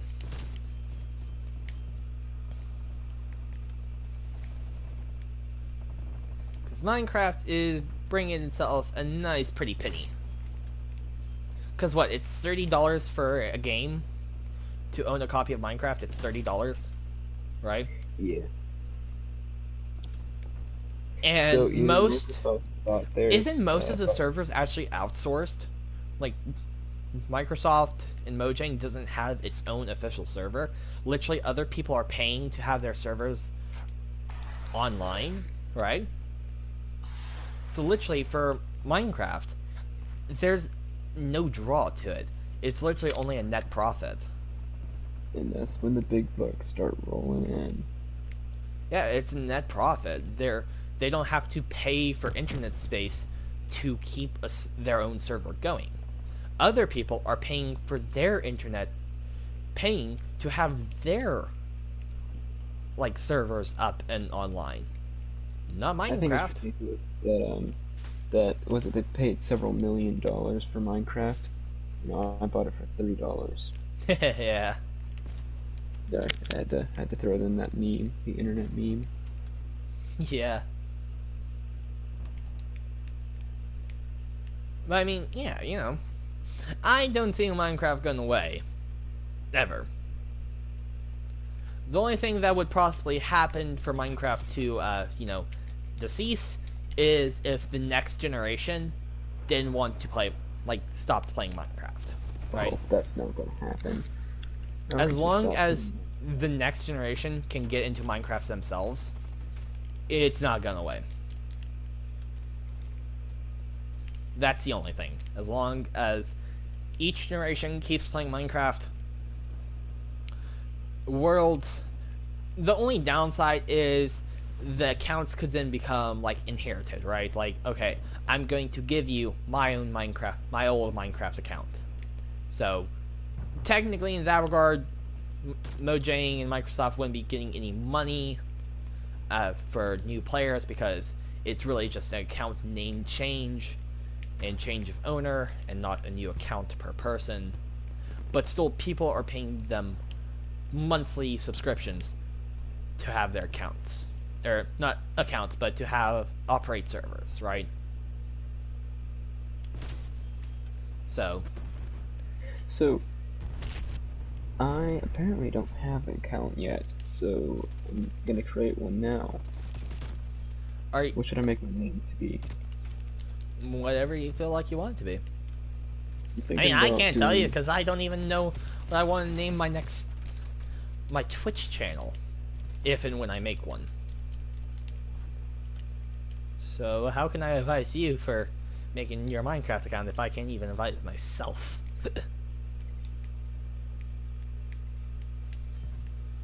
Really, you don't have a Microsoft or a Minecraft account?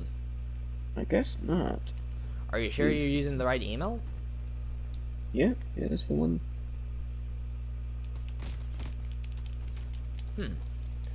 That is peculiar.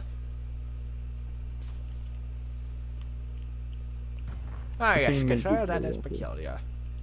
What? I think I'm gonna do Jaywalker. Okay. Sounds like a good plan.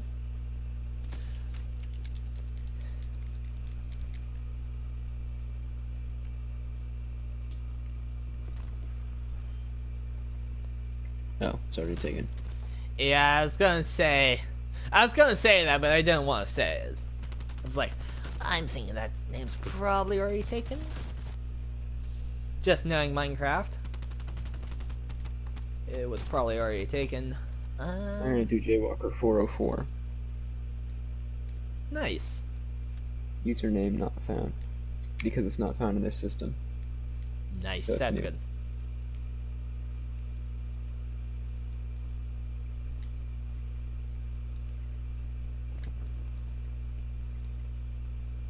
Okay. Just either put that in the village Discord or DM it to me in Discord, Instagram, or whatever. If you do it Instagram, I won't be able to check it tonight because I still haven't turned off the thing that I need to get away with being on Instagram late at night. What's your Minecraft name? It should be PenguinCraftJr. Capital P, C, and J. It's me we're talking about, so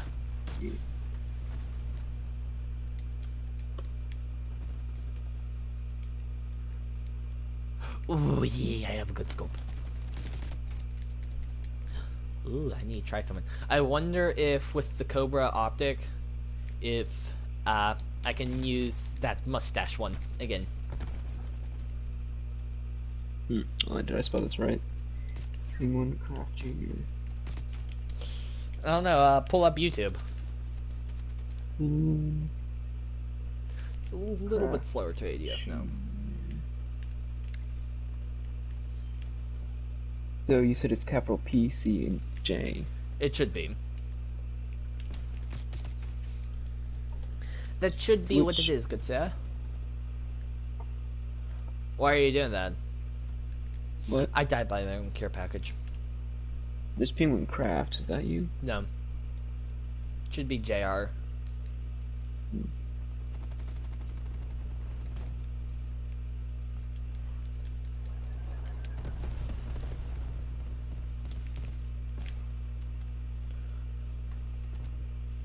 Is that your gamer tag? Yeah, it should be the gamer tag.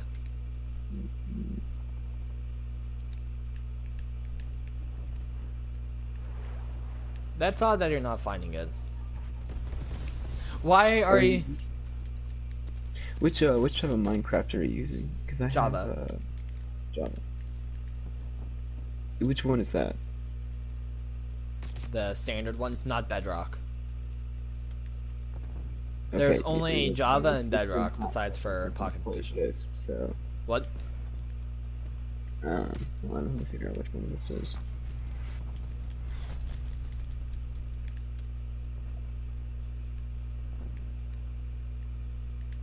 So is it a launcher or is it an app on your computer?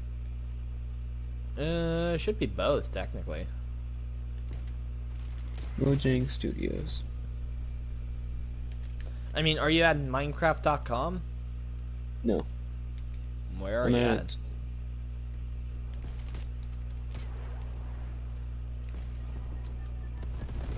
Well, it should be the Minecraft launcher.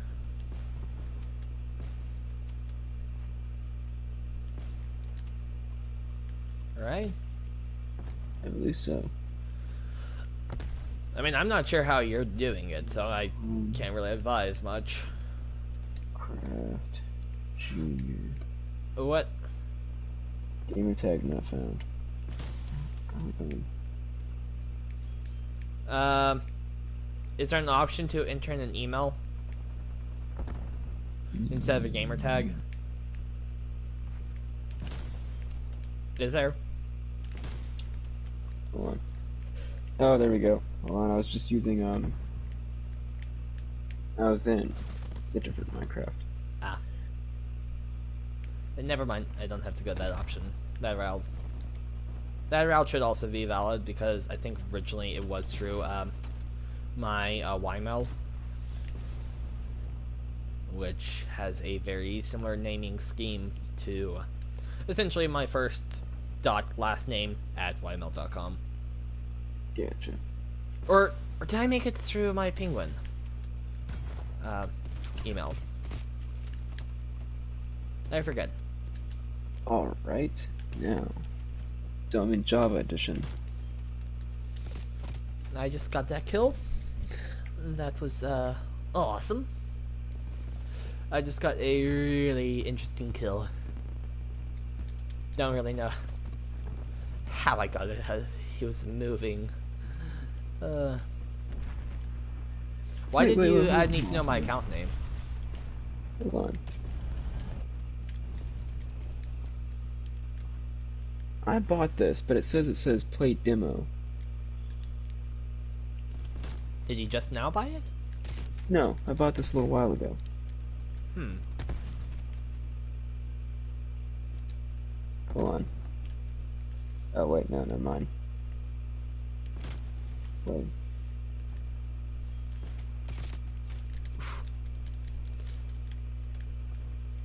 Yeah, they really nerfed sniper rifles in this game.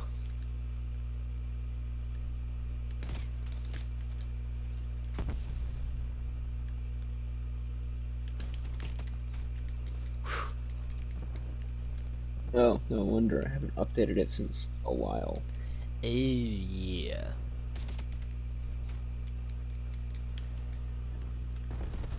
Yeah, it's on like 1.16 now? Yeah. 1.17 is going to be the caves update. Which I think that is one thing that Rainbow Squid is waiting for, possibly before restarting the Yeah. realm, waiting for the caves update to restart.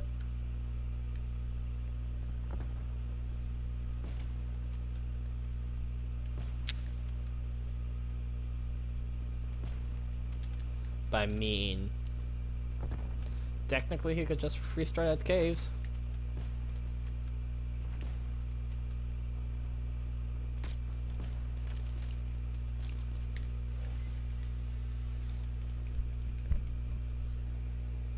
I didn't do too bad with the sniper rifle. 16 kills, 31 deaths.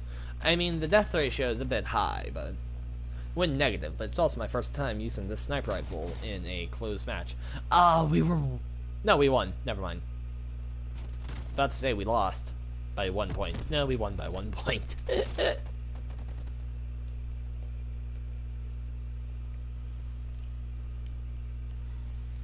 Haha. Wait, what? What's going on? I couldn't tell you, my good sir. It says Minecraft Java Edition. I own Minecraft Java Edition. I know because it charged my account for Minecraft Java Edition. But it says I'm only allowed to play the demo, which is kind of ridiculous. What's going on here? I don't know. Oh, wait a second. I know exactly what's going on here. I downloaded the demo before I played it. I bet it's just launching the demo.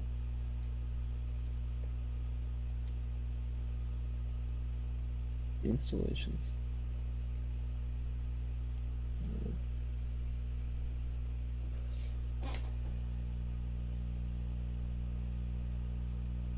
Really?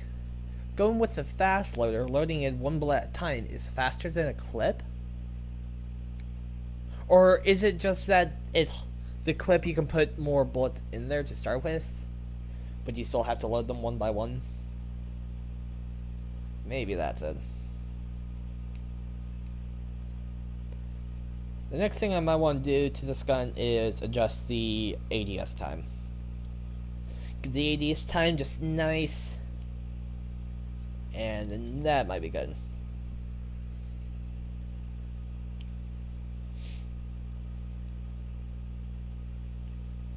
And I might want to switch to a higher optic gun. I just chose the Cobra optic because of the little mustache. It's hilarious.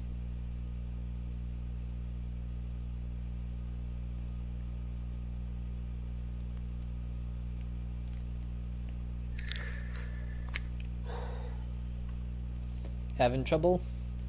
Yep, I am, which is very irritating because I know I own this version of the game. So the problem is, it's like,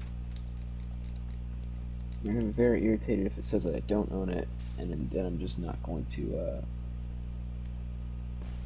yeah, then I'm just not gonna play it because I'm not buying it again. Yeah, that makes sense.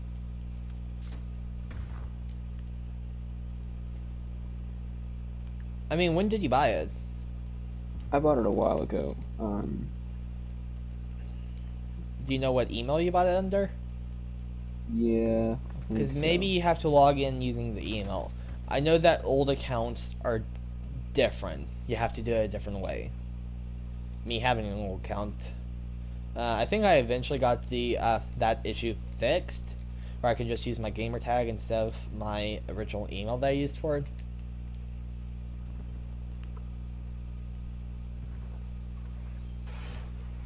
Okay, so now here's the what I've just done. I basically I said, okay, I forgot the password because I can't remember what it was. And so then I go and I reset the password and I try to type in the password and it says password cannot be the same as before. I've had that happen one too many times. Ah, seriously? Like, you liars. I mean, what I do when that happens is because you were typing the password incorrect first, right? Yeah. Huh. Why is it giving it me to Korean? Is your computer set to be in Korean? Yeah. I don't even speak Korean. Games. Minecraft. Oh, my foot's falling asleep. Work. Oh, that's why it actually is set in Korean.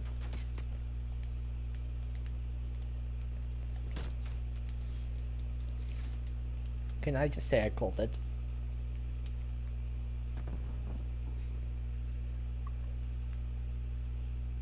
This loadout is definitely better in closer quarter maps. I need it to be faster ADS for close quarter maps, so.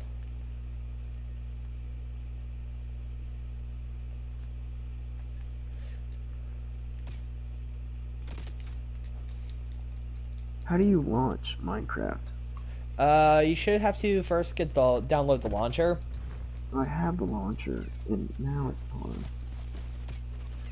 And then open up the launcher, First time you did, you'll have to log into your account, but then afterwards, it should be good. And then I you know. just launch it from there.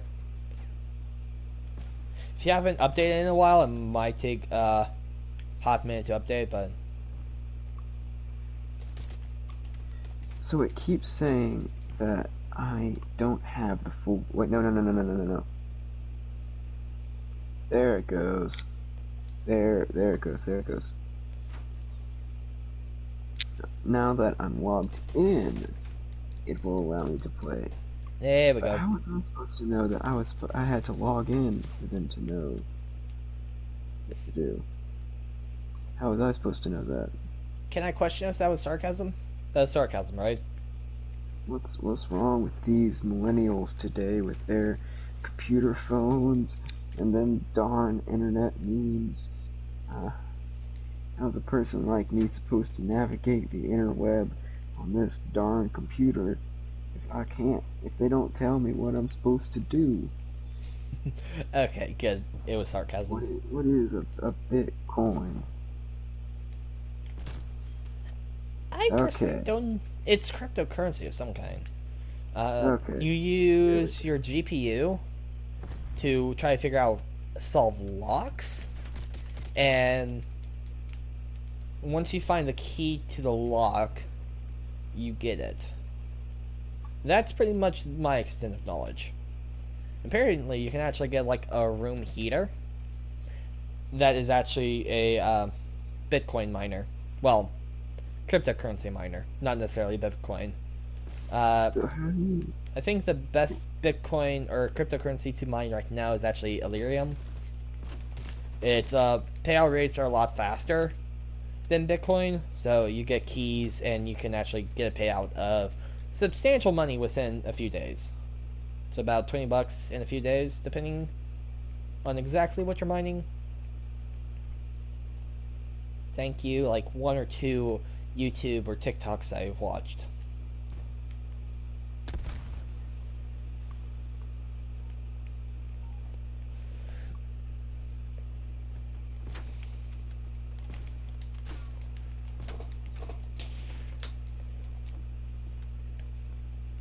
So now what? What's your next Now, query? I'm going to figure out how to add people as soon as I make sure that I can actually play this thing. The thing is, I'm not sure. You'd have to own a realm to add people. Other than that, there's no way to like favorite to add accounts. You have to be in a server that allows for that to happen. Well, no, no, but like add friends. I don't think you can. What? What? You have to be. You have to own a server or own a realm or being in a server that has that. So like Hypixel server, you can add friends. Which I should play Hypixel and Golden Leap because I'm max highest purchase level in there, highest money tier. Whoa! I had some serious. Why is my $1,500 gaming laptop getting lag when I try and run Minecraft on it? Oh First wait, time updating. yeah, and I'm running a lot. Oh, I'm running Chrome in the background. Oh well, that makes sense. Chrome Chrome eats is up destroying. everything. I have like 12 Chrome tabs open, and it's absolutely devouring my RAM. Yeah, that makes sense. Why does Chrome do that? It needs the RAM. All serves Chrome. Oh, says Chrome. Alright, so now, since I can't add you to my friends list, Because I why don't can't think I? there is a friends list. You have to be within a server. I mean, if Won't there you is, and I've already given you the name, and YouTube has the name. direct connection?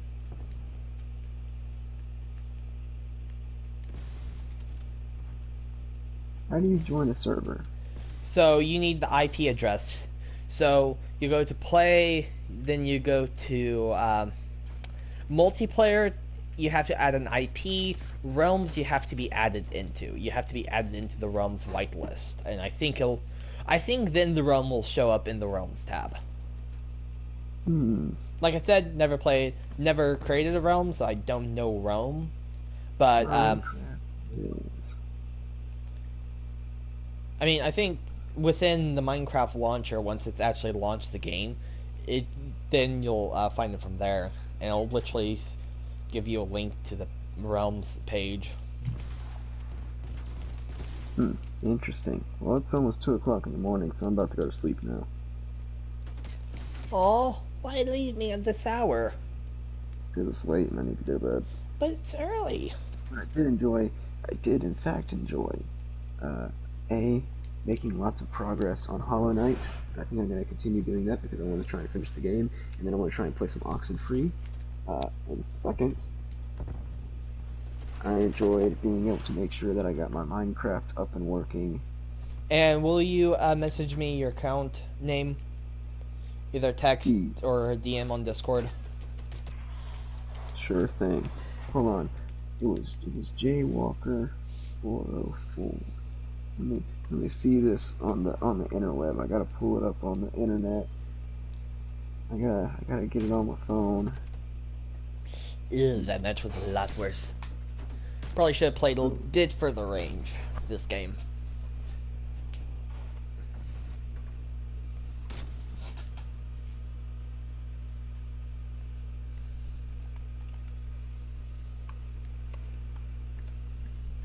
And since you're getting off and I just finished my match, I might play. Well, we did just win.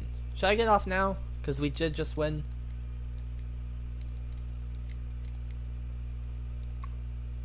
What do you think? Sure. First, Okay. I gotta figure out the thing. Wait. It says my profile name is Jaywalker225. What? Now I'm mad. What happened to Jaywalker404? Um. So here's what you can do. This would be the fastest way. Go into Minecraft, create a single player world, and hit tab. That's the quickest thing to do. How do you go into Minecraft? Open up the launcher, click launch game, then it'll take a few minutes to boot up. Once it is, it might be in a windowed version. You can turn that to full screen, but since you're just doing a test right now, you don't have to go full screen. Then there'll be click play, and then the top option. No, wait, never mind. Go back. It will be single player, multiplayer, realm, and then options and quit game. Go to single player, and then create world. Don't have to fill what's the settings unless you want to. Either put it in creative or easy. I don't care because this would just be. Hold up there, youngster. I gotta work this out first. It's still loading up. Gotta work this out. We can still save the summer if we work this out. High School Musical 2? Yep. Why do I still have that in my head? I haven't seen High School Musical 2 in forever. And yet I just quoted that. Why? Walker, why? Mm. Why? Uh, Why? Why?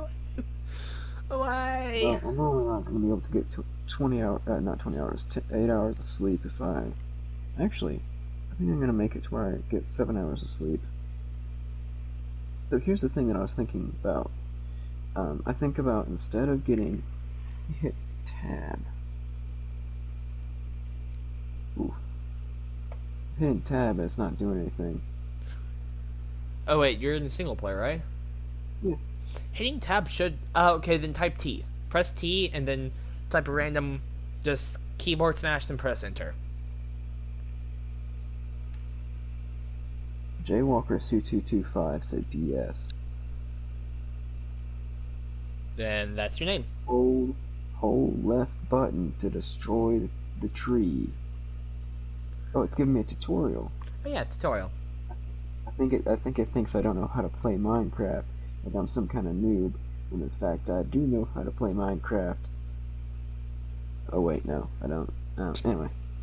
So that's your name. So you can submit a name change request, I believe. Yeah, because my original name was not PenguinCraftJr. Yeah, you can submit a name change request, but I'm not going to. I think 404 is cool, but I think 225 is good too. Okay, so text that to me or DM it to me on Discord, I sent it and to you on the text messages. Is the first one. okay. And then I'll ask the same for Miniag, and I will then go into the village and say, hey, can we add these two accounts? It's Walker and Miniag respectively. They will be good. I vouch for them. And if not, punish me, not them. Wait a second, why do I want to put my neck like that? Do I really want to break my neck like that? Just in case. Shred this universe down to its last molecule. Don't worry, I'll keep them on a very short leash. Let's just say I will be building a base near them, and if they go haywire, one simple button press will make the base go, how you say, sky high. I'm gonna be on a leash? That sounds kind of geeky. Why did you go there? I've just had to. It's 2 o'clock in the morning. Anyway. I am going to log off. I'm going to wake up tomorrow for 9:30. I'm going to sleep in. That's later than what I'm probably wanting to sleep in. But I still need to get up, and then I'll probably end up taking a nap halfway through because I only have 7 hours of sleep. But stay let be. I also need to cook tomorrow. So, goodbye stream. Goodbye Penguin. Goodbye, Walker. I will see you tomorrow, and good night. Okay, talk to you tomorrow, and good night. And as we wait to see Walker's name fade from there like it just did on cue practically, I will be also saying my farewell. Thank you guys so much for watching. I hope you enjoyed. If you did, please leave a like. If you want to see more from me, please subscribe. And to stay up to date with what I do, please ring that notification bell. Thank you guys so much for watching. And remember, take it easy.